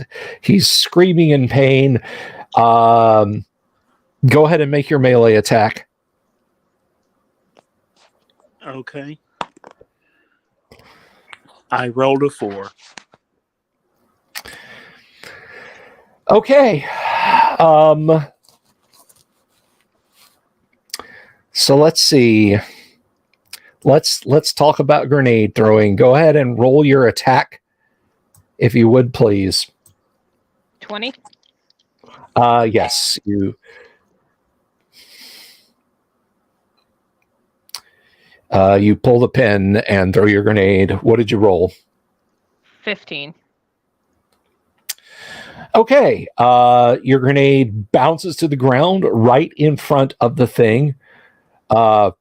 Numbers, who again has been burned horribly and is standing there, heroically fitting a energy cartridge into his gun, just looks at the grenade that's lying a few meters away from him. Oh, damn it. And says, "Oh, son of..." You hear a pinioning of wings over you, Bogo, and you hear a loud metallic clatter on the ground on the other side of the herp from where you're at. Well, as long as the hurt's between me and it, I'm safe. You'd think that. You'd think that. Numbers is fast enough. Fortunately, he is going to try and get out of the way of the explosion of the grenade. 4077, you're up above this all as you drop your grenade. So that's basically, what are you doing in the next round? Basically, I'm going to try to fly out of range, turn Okay. around, and be in. Basically, I have my weapon out, so I'll turn around and go after it again with the needler. Okay. And Bogo, what are you doing? You just hear this. You hear 4077 presumably fly over. You hear a metallic thunk on the ground in front of you. Numbers is looking terrified, like he wants to try and find cover. What are you doing? I'm going to turn and run the other way as fast as my little green legs can carry me. All right. So Numbers, because of his extraordinary dexterity, is able to just sprint like nobody's business. Let's see. Energy grenade gone. Out of inventory. Energy grenade. The herp is just kind of staring stupidly at the energy grenade, and it hears Bogo's feet on the ground behind it. So go ahead and roll initiative, please, if you would, 4077 for the party. Okay, that's a 6. Very well done. The party goes first. Bogo, let's see. Got to find out here your movements.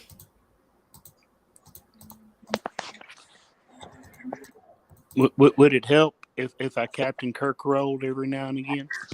It, you know what? We'll just kind of consider it part of the whole movement routine.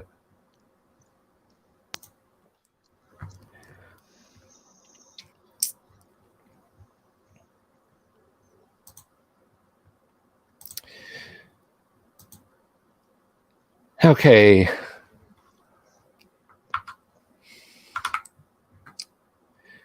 I am still looking for something in the book real quick here.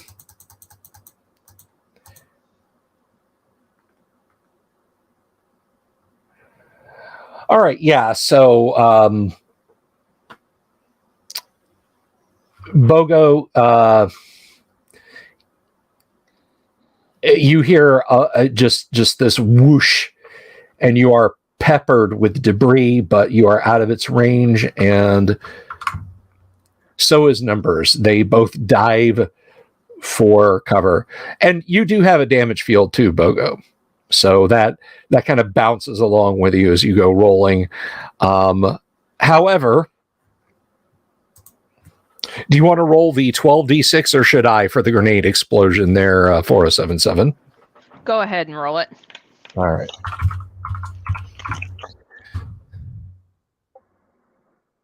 Ooh, 45. So yeah, it pretty much blows the front half of this thing and the back half of this thing to kingdom come.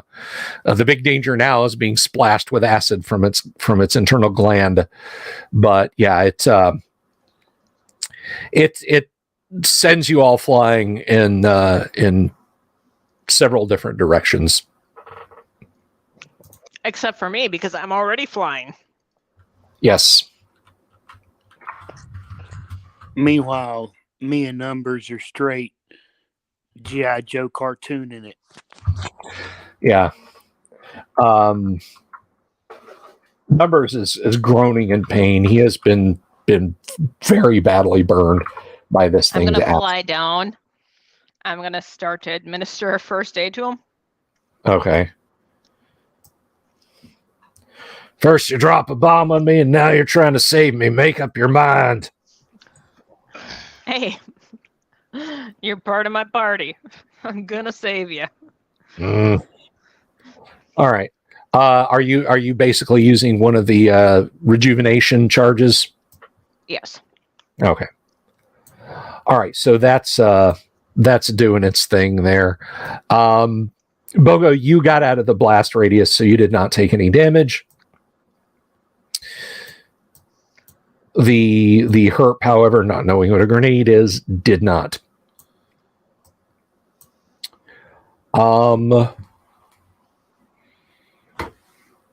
So there you are. The thing has been blown to pieces, and for the moment, anyway, you're safe.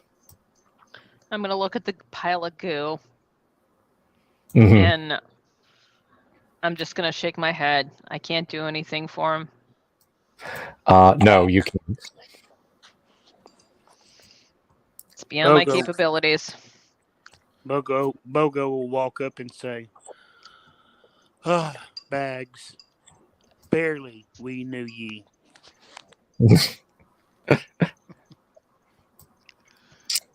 Okay, do you have a scratch character done there, Kevin? I do. Let me. I'll ship it to you on Discord. Alrighty. I haven't done any equipment stuff or added any funds, so I'm a mutated animal. Basically, think of me like Rocksteady from the Ninja Turtles. I don't know that guy, but I'll take your word for it. He's the anthropomorphic rhinoceros. Ah, excellent. So what was his homeboy Bebop? I don't really know. An ape, I guess. All right, you should have it, Bill. I sent it to your direct. Sorry, I sent it to the wrong guy. Somebody's gonna be like, "What the hell is this?" Fortunately, that guy also has planned. He's played Gamma World, so he's gonna be like, "Why? Why are you sending me this?" Okay, yeah, I sent it to you this time. A random character. Yeah, So it is someone you know at least. So it is. Yeah, and I play games with him, and he's been gaming as long as I have. So He's like, "Do you want me to review this character? I don't know." he's like, "When we're gonna play?" That's what's gonna happen. I know it, but that's okay.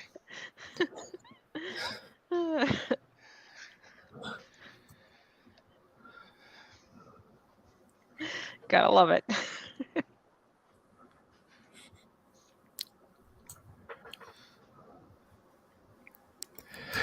there's this. I'm not sure how true this is or is not. It could have been something people made up, but it's a meme that's going around where a guy took a snapshot of he fat fingered a message to somebody and said, "Hey, coming to the game tonight? I got your character ready here." And the guy's like, "Yo, man, I think you got I think you got the wrong number." And he said, "Cool. You coming to the game tonight?" He said, who is this? And he said, "The guy who's going to introduce you to Dungeons and Dragons." That's the way to do it. All right. So I will let you introduce your character, but you have been scavenging around the ruins and you hear sounds of battle, an explosion nearby. Okay, And well, I'm in a building or I'm not. you're sheltering in a building right now. Okay, I'm gonna look out whatever window or opening that I can see through to watch what's happening. I'm not gonna run out though. This is far too dangerous for me at this moment. So I'm gonna root for the winged group because I know those beetles and they're just jackasses. Okay. Once they're done with the combat, I will I'll wave and yell out the window.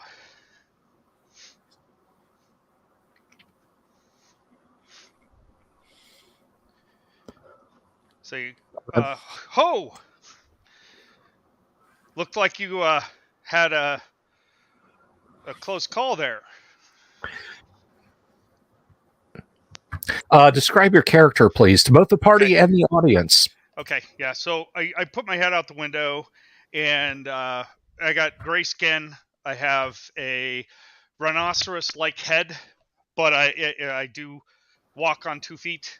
I'm the mutated animal character type. I say "ho" with my beady little eyes and pseudo snout, saying, "I am Bala Klava. It is great to meet you. How heroic you are for helping me with that terrible beast." And your name is what again? Balaclava. Well, it's easy for you to say. Did your It parents really is choke easy for when me to say. filling out? Yeah. Did your parents choke when they were filling out your birth certificate, or what? One of them did. The other one didn't talk. It was a rhinoceros. So, yeah.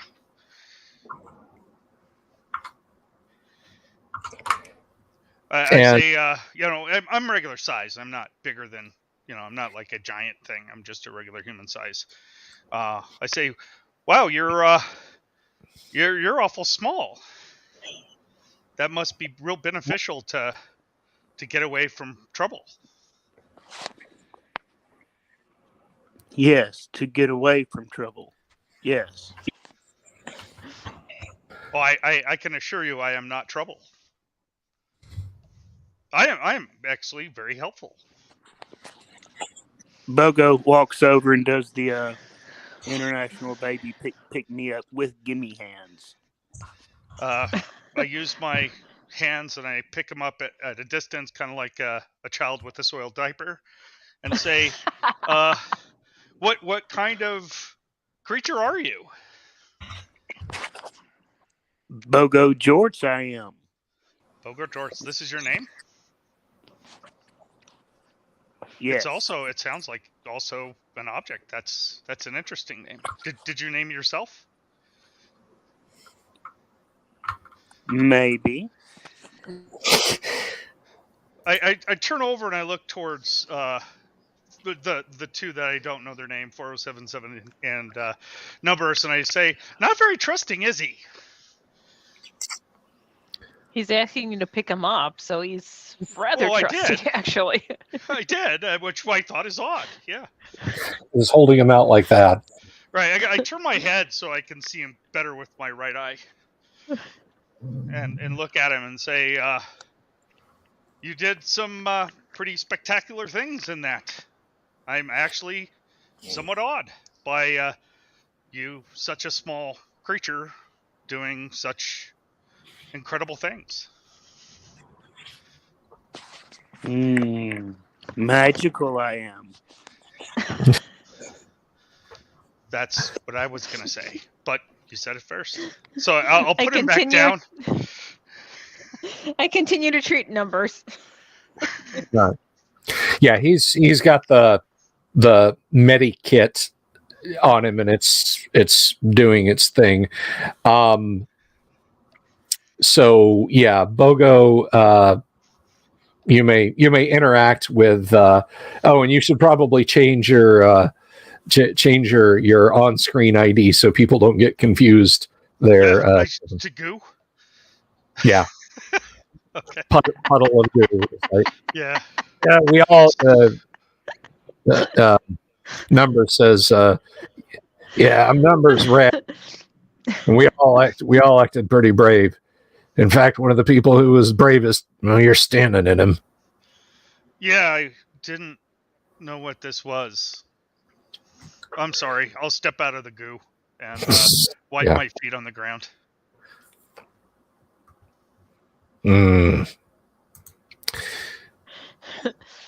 I'll just keep treating Numbers. Okay. Bogo's trying to stealthily sneak behind him. I'm not letting him get behind me. I don't know him that well. I'm going to turn around, kind of like a dog trying to grab its tail. That's what I'm doing. As he goes around, I'm following him. Okay. Alrighty. So, Yeah, he's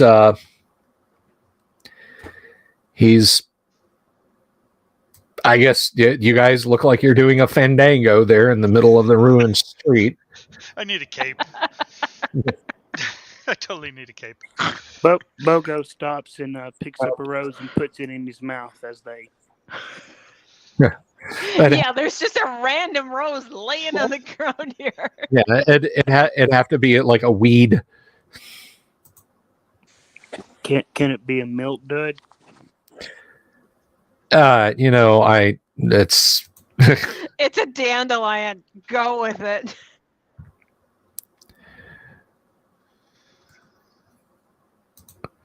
okay. So, you've met each other. And as far as equipment goes, you have, let's see, what is the. I'm going to check this out real quick here.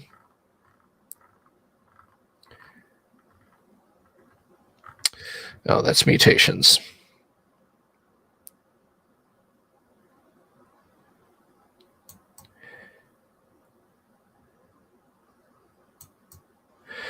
Half a moment.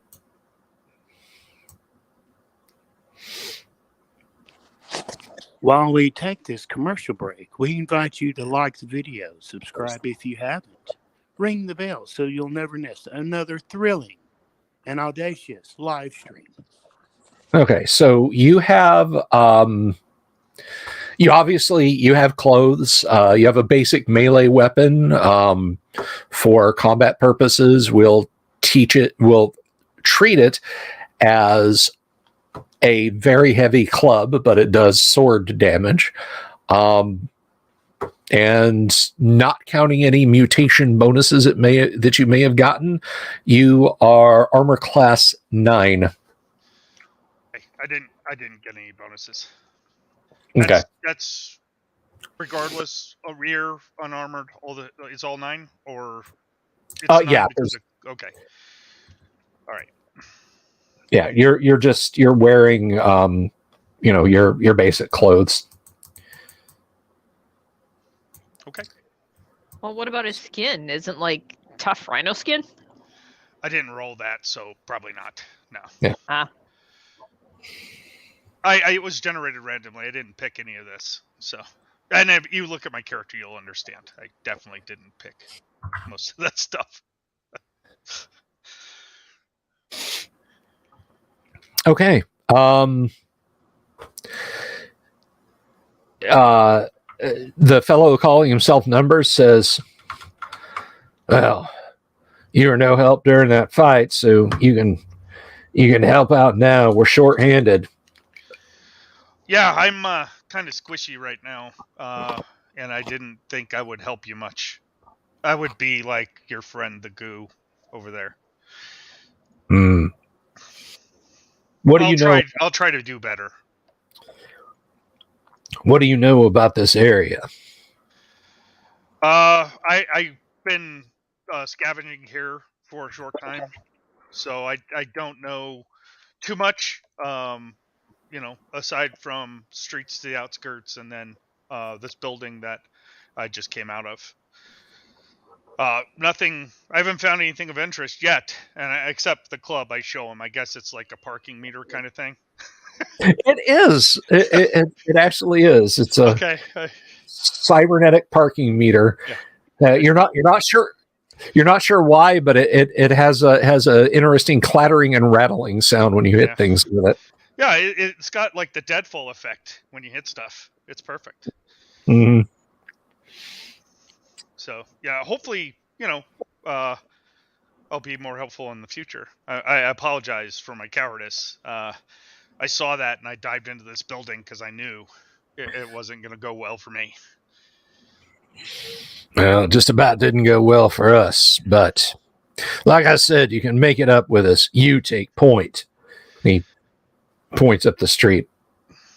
I look where he's pointing, and I'm like, oh, okay. I'll reluctantly, kind of like a kid that just got told to go to his room, walk over to get into the place where he asked me to stand, and say, "Are we going this way?" and point down the street. Yeah, we're trying to get closer to the center of this city because we don't want to. We don't want to stay out here in the outer zone. I understand. Yeah, there might be more useful stuff in there. Plus, maybe there's not as many of those things. Point at the beetle. That's the hope. So I'll say, what's your name? I'm Numbers Rab. This here is 4077, one of the finest combat medic synths I've ever met, and that is mutated pain in our asses. I Pointing. look at him, and I shake my head. Yeah, I bet he is. Okay, perfect. So I raise my hand and I, kind of do the wave and start walking that way. Alrighty, so you begin to move down the street and you pick your way through the ruins, sometime passing buildings that look to be completely intact. You do pass a couple. There are faint splotches of ancient paint on them and boards that have been nailed over the doors and such. One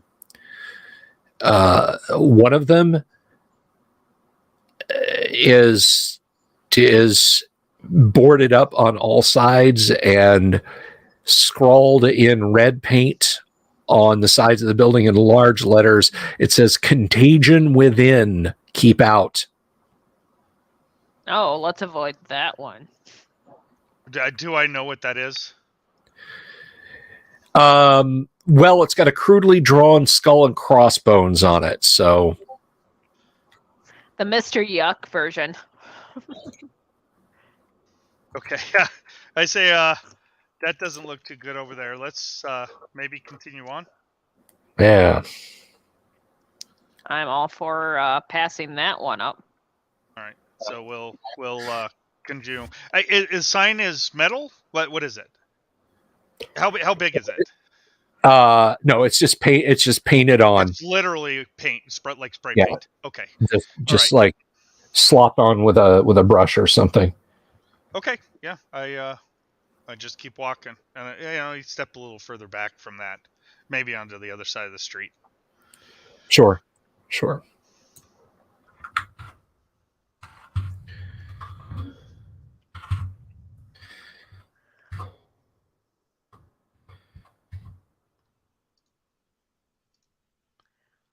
I'm assuming Numbers is continue to monitor with his glasses and that to see if there's anything that's possibly going to be an issue ahead of us.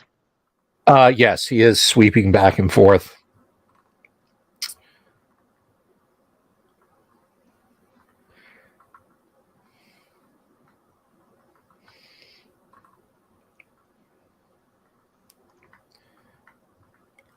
All right, and eventually you come to a point where the buildings are starting to get taller and more interesting looking.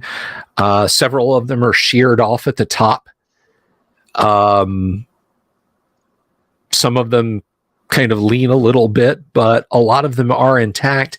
And in fact, one of them has faded pictures of what look like transportation vehicles of some kind on it and large windows, and you're not sure, but you think you see within some kind of vehicle sitting inside the building.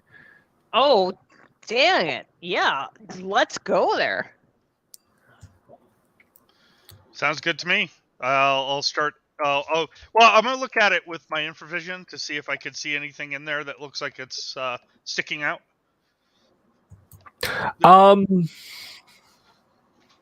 No, I'm looking for snakes specifically because I really don't like snakes at all. If I can. You don't see anything. Don't see anything in particular. You do have to cross an open lot. There's sand and patches of grass here and again. I'll grab Bogo and I'll just kind of fly him over it with me, Okay. keeping pace with the rest of the group. Must be nice. Let's go, Rhino Boy. And Numbers proceeds to march more or less abreast of you as you guys are walking towards it. Okay. All right.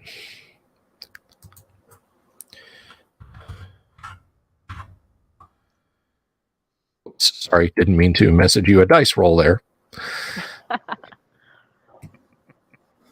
It's an exclamation point too. I make that error all the time.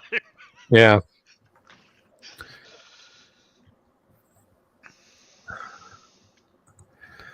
All right.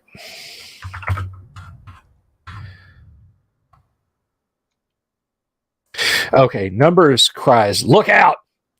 There are roots and vines bursting up out of the sandy soil to try and grasp at you. You're not surprised or anything. What are you doing? I'm. How far away is it? Or am I in the middle of this stuff? Yeah, it's under your feet. I'm going to do my best to try to get out of the middle of it. Probably the way it came. Okay, you know what it is? It's called kep. It's a carnivorous underground plant. Yeah, this sounds like something I really don't want to be in the middle of. So Okay. I'm gonna I'll back up the way I came in before I realized that it was, unfriendly stuff. If I can, as fast as I can, anyway. Okay, Numbers is going to try and move out of the middle of it too. Although he is unslinging his weapon, his best movement will take him about halfway to the edge. What is Bogo doing? You kind of see this plant burst up under the ground under your friend and your new friend. Although you haven't really claimed him as a friend yet, because you haven't, I have not asserted my dominance yet, no. You have not asserted your dominance yet, no. He's in my arms, so he can't do a whole lot, I don't think.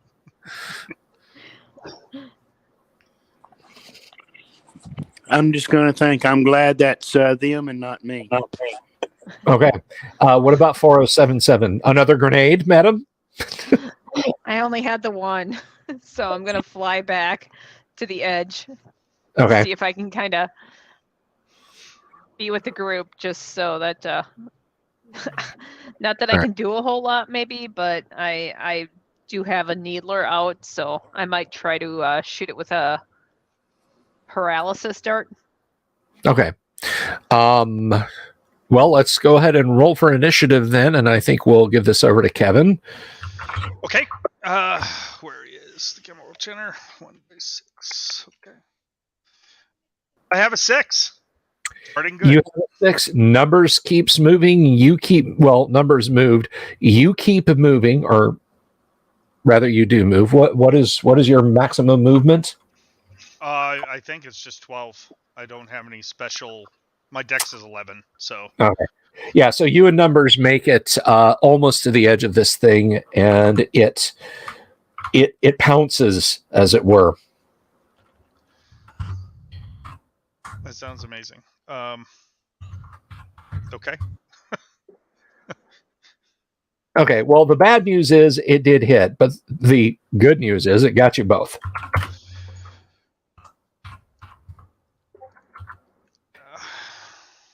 How many hit points do you have? You're not going to want to hear. 17. I have a 5 constitution, so. Oh, yeah. Well. Oh, Balaclava, we hardly knew you. Absolutely, 100%. This thing wraps its vines around poor Balaclava, and you hear a cracking and a hideous sort of popping sound, and he cries out in pain and goes down with the vines starting to pull him into the sand. Numbers similarly grunts in pain and takes some damage as the vines are twisting and crushing him. The breaking and popping video didn't work this way. All right, roll your you're firing your poison needler at it, or your stun needler at it. The stun needler. We already lost a new character. Damn it. It's only 2 I've lost, so I'm not really complaining. Yeah. I lost Barongo not because he died, but because my system crashed and I lost his character sheet. Oh, ouch. Which I guess is dying, I guess. I have a hard copy of my character. I wrote it down. Okay, Balaclava perishes horribly, being pulled down under the sand. However, our man Numbers is fighting the good fight. Go ahead and roll to hit. Okay. Oh crap! I need my reading glasses again because this dice is tiny. Get big dice. That's a 16. Well, these are the old original dice, so and All right. they got the crayon in on them, so that tells you what they are. Well, all right. Your dart thuds into the sand. That was a 16, yeah? Yep. And your needler.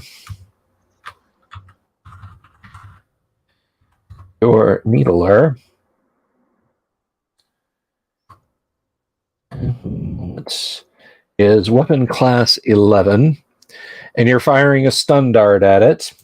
Yep. This is not your night. Your dart does hit, but it apparently doesn't affect this thing. And he's like, shoot something else, for God's sake! And now Numbers is the poison next. since Numbers cannot move, he is going to blast the thing. What is Bogo doing at this point? I am wondering if my sling and homemade grenades would do anything down there. The thing is apparently so big that it covers a rather large area, so you probably hit it, but it is also mostly underground except for what's wrapped around Numbers. So you can try. You can absolutely try. Okay. Here we go. Roll it. This is my harebrained scheme. Are you ready? Yes. Okay. Load a grenade into the old sling I got, and I want to aim it not at Numbers, but kind of away from Numbers, where I think the arm that has him grabbed might be. If that makes sense. Roll the dice, and we'll find out how much sense that makes. I'm not shooting at you. I'm shooting towards you. I rolled a 13. You rolled a 13. Okay. You rolled a 13. So what class did we say that sling was? Does anyone remember? Hang on. I'm looking it up in my notes now. Sling No, is 9. it just says sling. It's 9. It's not. Okay.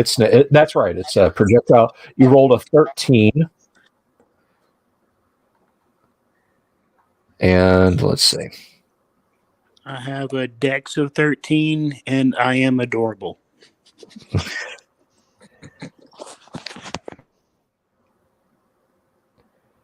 Yeah, it just lands on the sand and doesn't really. It boom explodes. Throw harder, you little freak!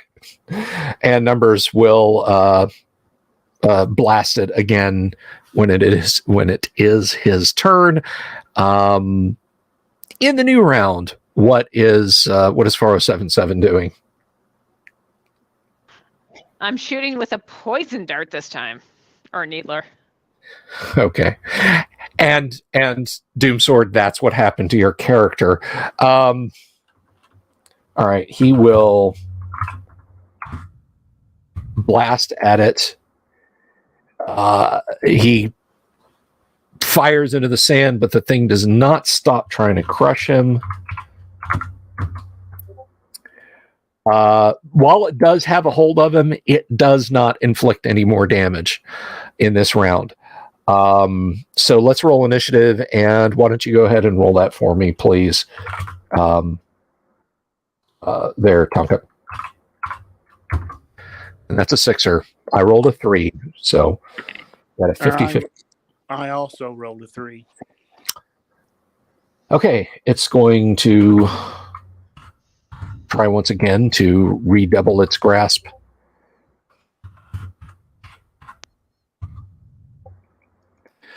Okay, Numbers cries out in pain as he takes yet more damage. He's, come on, not twice in one day!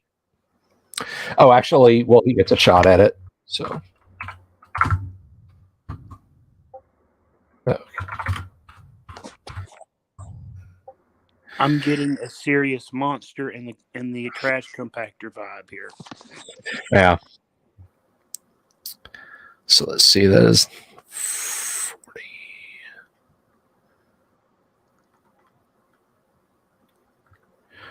Yeah, he's blasting away furiously. You throwing another grenade there? Absolutely.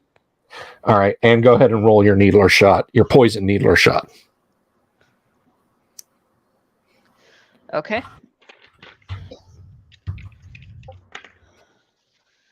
All right. Glasses. That would be a 14. All right, so that's a 14.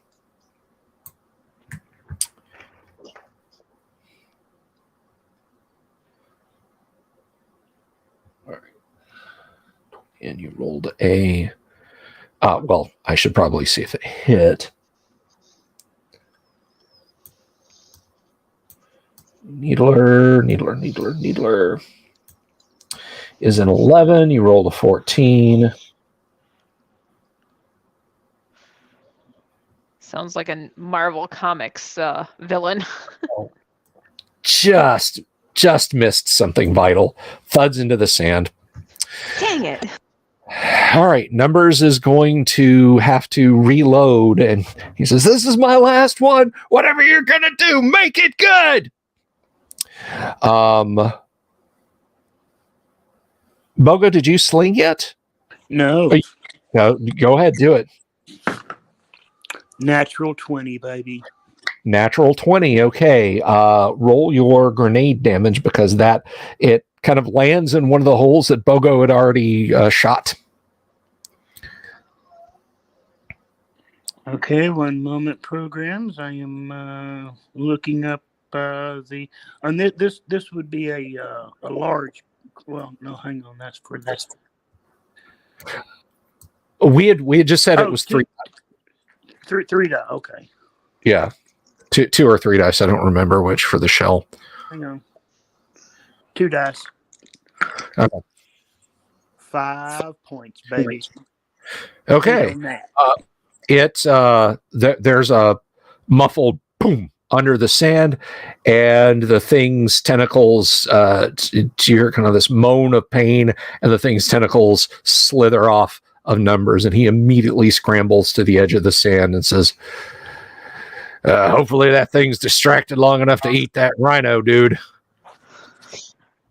I go down and I patch him up again. I get back on him. All right, dude. You put them. All right, that is your last. That is your last med pack. That's it. Yep, I know. So he just shakes his head and says, "Man, I'd love to have seen what that thing did if it tried to eat Rex Dashington. He'd have crawled down into the sand and torn it apart with his bare hands." All right, are we going to try and get into that building? Points. Is it on the other side of the sand? There are different approaches to the building, but none that have you'd have to break into the building some way, or maybe there's something further up it. Yeah, I'm gonna say stay here. I'll put Bogo down by him and I'll fly over to it and see if there's a way to get in from above or something like that. Windows or something that might allow us access without having to necessarily break in. Okay, so there are some windows broken out of the top floors of the building. The rooms inside are charred. Are you flying around the building or just over I'm it? gonna fly around. Okay. The back half of the building it's navigable to get back there from another direction, but it would take you a while. But you do see what appear to be two large doors on the back half of the building. They're maybe 3 meters wide each, and they're side by side. When I fly in the front, are there windows? Can I see like vehicles or something like that inside? If you go around to the front on the lower floor, there is what appears to be some kind of vehicle inside. Even though you are technology, you're not sure what condition this might be in. Okay. So I'll fly back to them and say, well, as I'm flying back, I'm going to look for the safest path that doesn't have sand in that to hopefully avoid any other things that might be underground that is going to come after them. Okay. And so I'll convey everything that I saw. So it looks like we might have transportation. I don't know what state it's in. And it looks like it might be on the lower level. And I don't know if it's going to run or not, but when I was flying back, it seemed like this is the safest route to get to the building. Okay. I mean, on foot, it's probably the safest route, even though it will take you a while to get that way.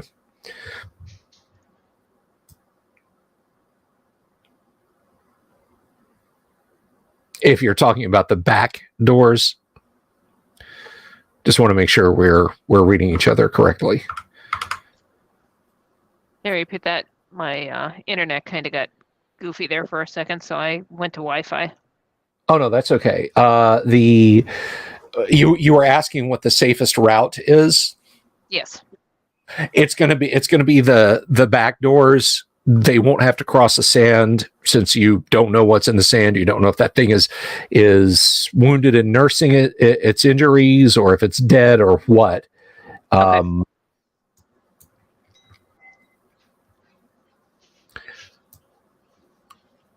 So I indicate that too. All right. I also point out I'm out of med kits now, so if we get injured, it kind of is, so I can't help anybody until I get a refill.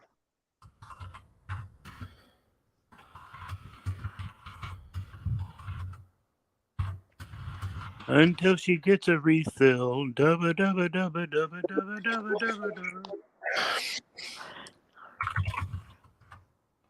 I'm just going to do a quick recon. I'm going to fly up and see if I can see any buildings with the universal red cross on it. Not in this vicinity, you don't. Okay.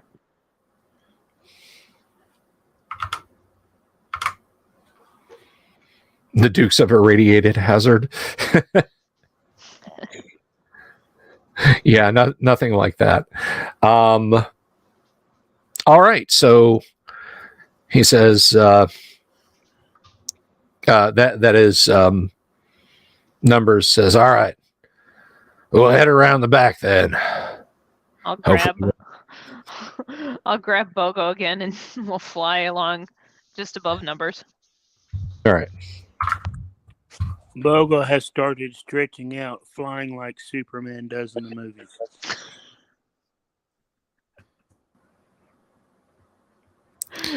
Dude, we're gonna have to get you a harness.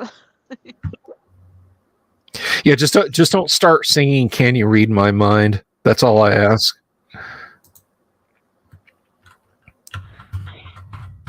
There's any number of songs we can try to avoid. Dang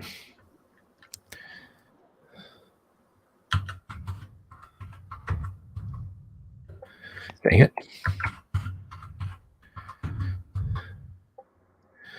Okay, you spend maybe an hour picking over the ruins, looking for a path that can more or less take you there. Numbers raises his hand to stop you, Okay. and then brings his rifle up on the second story of the building. Kevin, your character in your basic encampment there, you see what looks like a pure strain human wearing body armor and a winged woman carrying an ugly doll with her.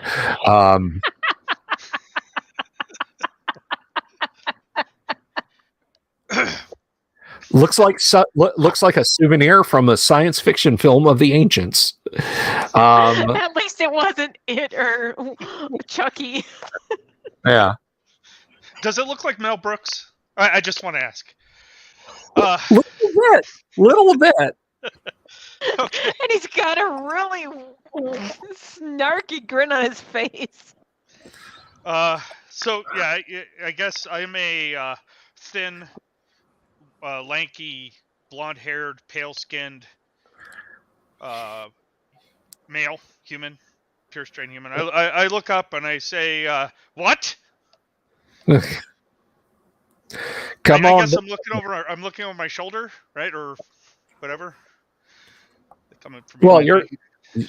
no, they're not coming up from behind you. They were walking up the street, and and the pure strain human in armor kind of ducks behind a ruined machine of the ancients and raises his weapon and points it at the window that you are looking down on them out of. Oh, okay. I guess I missed that. I'm going to duck. Okay. Wait! Stick my hands up. Bogo says, "Be ye not afraid of us, for we are magical." Okay, that's what you hear. Okay, sure. Magical. Yeah. Okay, got it. What do you want?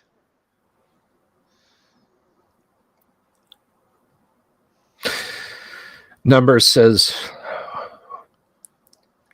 well, are you hostile? Sometimes, but not usually. Not today. No, I'm not. We've had one of our friends eaten, or one of our friends dissolved by a herp, and some guy that joined up with us looked like a rhinoceros, got pulled underground, and I presume he was eaten. So we're not having a lot of luck with new team members, so you're taking your life into your own hands if you join up with us. Yeah, Bug- that's what I expect. Yeah, exactly that. Yes. And I'll stand back up. Come on down here and keep your hands where I can see them, or I'll keep your hands where I can see them in a bag. I'll just continue to hover with Bogo in my arms. Sure thing, boss. What are you called? What's your name? What do you go by? Numbers Rab. And that there is 4077. She's a combat medic. And that's something we're trying to find medical device to remove. Kind of gestures at Bogo. Oh. Uh-oh.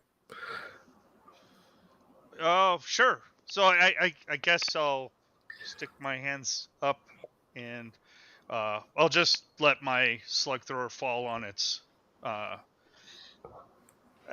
I'm assuming I have a sling or something. He'll fall in a sling and then step out. All right. You bring that hog leg over here. Let's see what that is. Yeah, I'll show I'll show it like it's easy, right? Yeah. Very convenient. Do you know how to get to that tall building over there? Oh, I grew up here, but I usually kind of hide out because, well, as you probably noticed on the way in, there's these nasty things everywhere. But yeah, I think I know how to get over there. If you want to go, is that where you want to go? Yeah, that's where we want to go. We heard they served the best food. Well, then I'm in. Yeah, 100%. Let's do it. Let's go.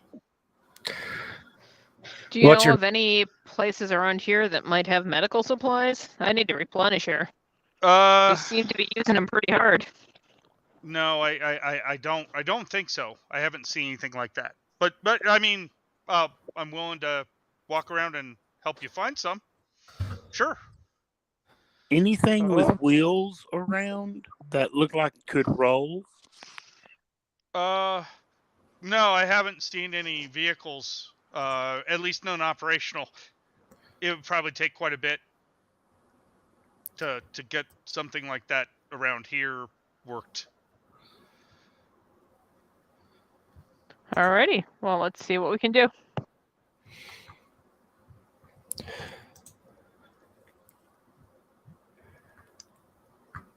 Alrighty, so you basically you start heading in that direction. Nothing untoward happens to you this time, and eventually picking over rubble. And there are a couple of times when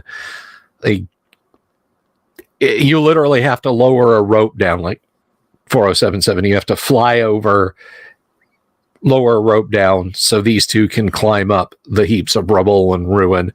But you are now behind the tall building, and there are what appear to be two doors of some kind. They're segmented plates of metal.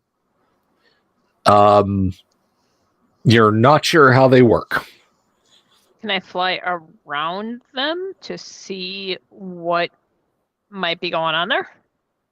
That will take you around to the front of the building, where you were before, so you might be able to go through there. Okay, I will try it. I'll have Bogo with me so he can kind of look too. Borgo. I have Borgo. Borgo! We He's got lost the suspenders, so I'm going to carry him too that way. Lost Kevin, so hopefully he'll be back.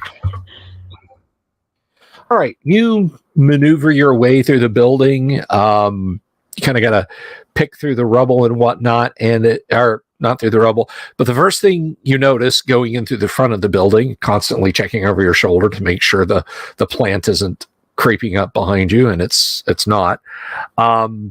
The first thing you notice is this vehicle sitting there, and it is.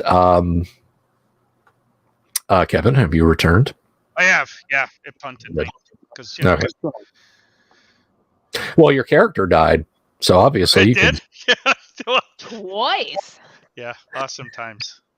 All right, so you pick your way around, and you're able to find the back of the place, but you do pass the vehicle that's sitting there, and let's see.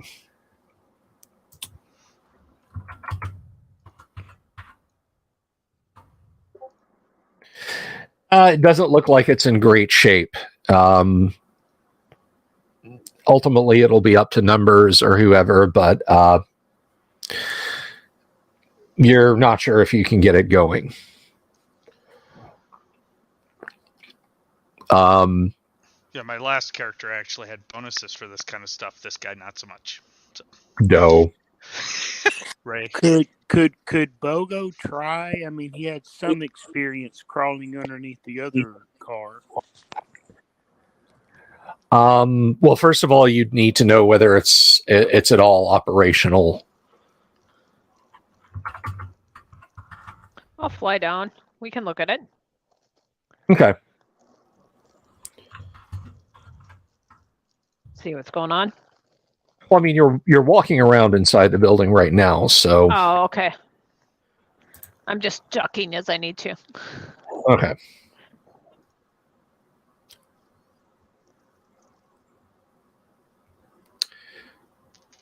Let's have a quick look on that condition table, and we'll see what the chances of you guys getting this thing working are.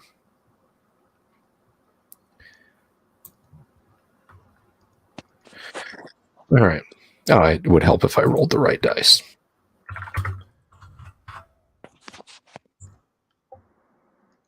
Okay.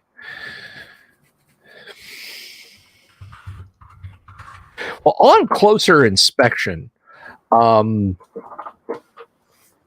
it seems that it is actually in fairly good shape. It's just covered in dirt and loose rubble, like these strange, spongy squares of yellow and pink that are a couple of centimeters thick are lying on it. So you think they fell down from the ceiling.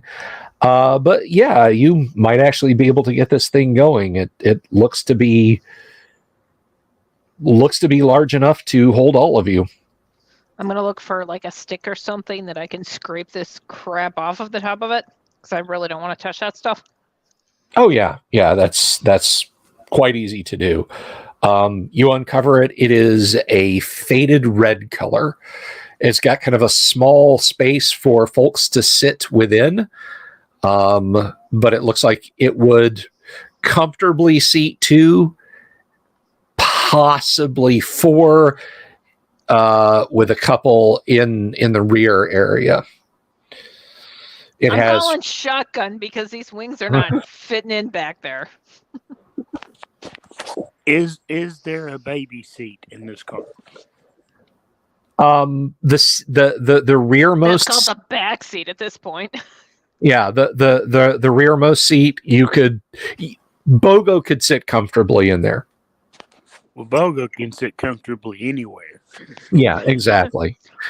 I mean, the back area is. I mean that's like a cabin for Bogo. You know, if it's just Bogo back there, like my living room, this will be the den over here. So yeah, it does look like 4 could kind of comfortably sit in it. You guy, I'm sorry, you're in the back. Yeah, New guy and numbers are still in the back of the building outside. They haven't come through yet. Oh. I'm gonna go out and say, here, we got something here. This is where we're doing. The door is the thing. The rear doors are still closed, so unless you're yelling that through them. I'm gonna go and open the door or unlock it or whatever we need to do to get them in. Okay. Give me a D10 roll, please. I gotta find my D10.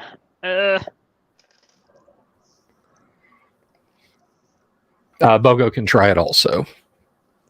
Unless Bogo is just oohing and eyeing over this. Oh, Bogo's going to give it the old college try. All right. I got a 9. Yeah, That is a 9. That's not budging. How about Bogo? I rolled a 2. Okay, yeah, there appears to be some kind of lever mechanism. You push forward and there's a loud clack, although the doors don't move. All right. Can I roll again? Yeah, absolutely. I rolled a 1. This has got me nervous. Okay, the like you hear the entire door kind of rattle a little bit, like it is ready to move. You want to roll again? Absolutely. All right. And in true Bogo form, I rolled a 9. Okay, it kind of goes. Too. Yeah, it kind of goes up about a hand span, but then stops in its track, and you hear numbers on the other side. Y'all want to hurry up with this, or should I shoot a hole in it? Bogo will break out the right. vibra blade and carve a door. I Bogo rolled a size. 3. I'm like, hey, back up. Give me a chance here. And I rolled All 3. right. Okay, yeah, you've think you've got the other door. You're sort of figuring it out. You want to roll again? Sure. That's another D10. Love these charts. That would be another 3. Okay, same thing. It goes up about it seems to be loose in its track, and you can raise it up about a handspan. Give me another roll. Okay.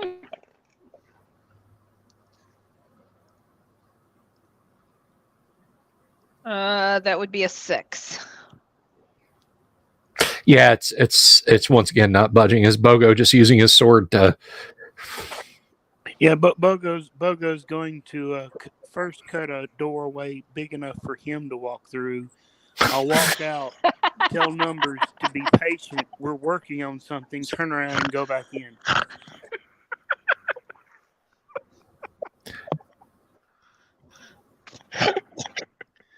All right. We got a cat door, basically. Numbers leans down and looks through the door and goes, "You want to give me that glow in the dark pig sticker?" Bogo stick his tongue out and hand the vibra blade to 4077. She's taller. She can cut an actual door. I'll cut a door. All right.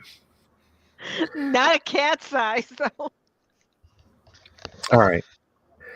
So you've carved your way into it, and it's very, very dark in this rear section, although some light is coming in, and you're all together now in this large bay that you've carved a hole into.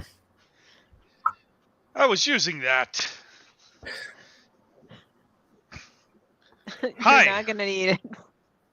These your friends? I point at them with my thumb and look at Numbers. These are you were with them outside, right? They're with you? Yeah, they're with me. They're okay, right? Are they okay? Yeah, they're fine. Do you have some kind of mutation that makes you forget things? Oh, I just sometimes I gotta ask a couple times to be sure that I'm asking the right questions. Just thinking. Uh-huh. Yeah. All right, let's check out the rest of this building. You. I direct Numbers. I'm like, we've got a vehicle here. We've already charted it out. It's perfect. We'll see about that. And so let's go. So I guide him over there. Okay, and that is where we will leave it tonight. Next week, miniatures. I can't promise they'll all be painted, but you guys will have something to look at on the tabletop for sure. So I want to thank everybody for playing. I am really sorry about the audio problems this evening, guys. I don't know what was going on with the settings. Thank you to my wonderful studio participants. And we're going to be back on Monday. Like I said, Tales of Tabletop Triumph, you guys will get between now and Monday, and then it will be during the week from then on. As I know things, I might drop a pre-recorded video if somebody invites me into a chat to talk about the ongoing nonsense with Wizards of the Coast and the OGL. We will deal with that as it happens. And I just hope we get some good news, guys. I really do. Until then, I'll keep y'all posted. Just stay positive, and we'll try and we'll try and deal with it as we can. So have a lovely rest of your weekend, guys. And I will talk to you all later. Peace out. Have you seen my owl bear?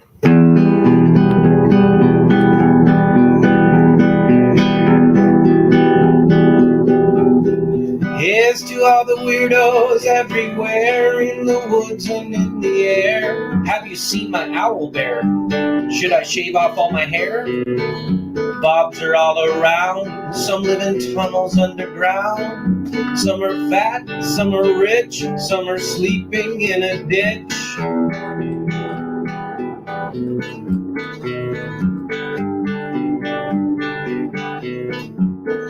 Can you ride a crooked horse without a saddle way off course?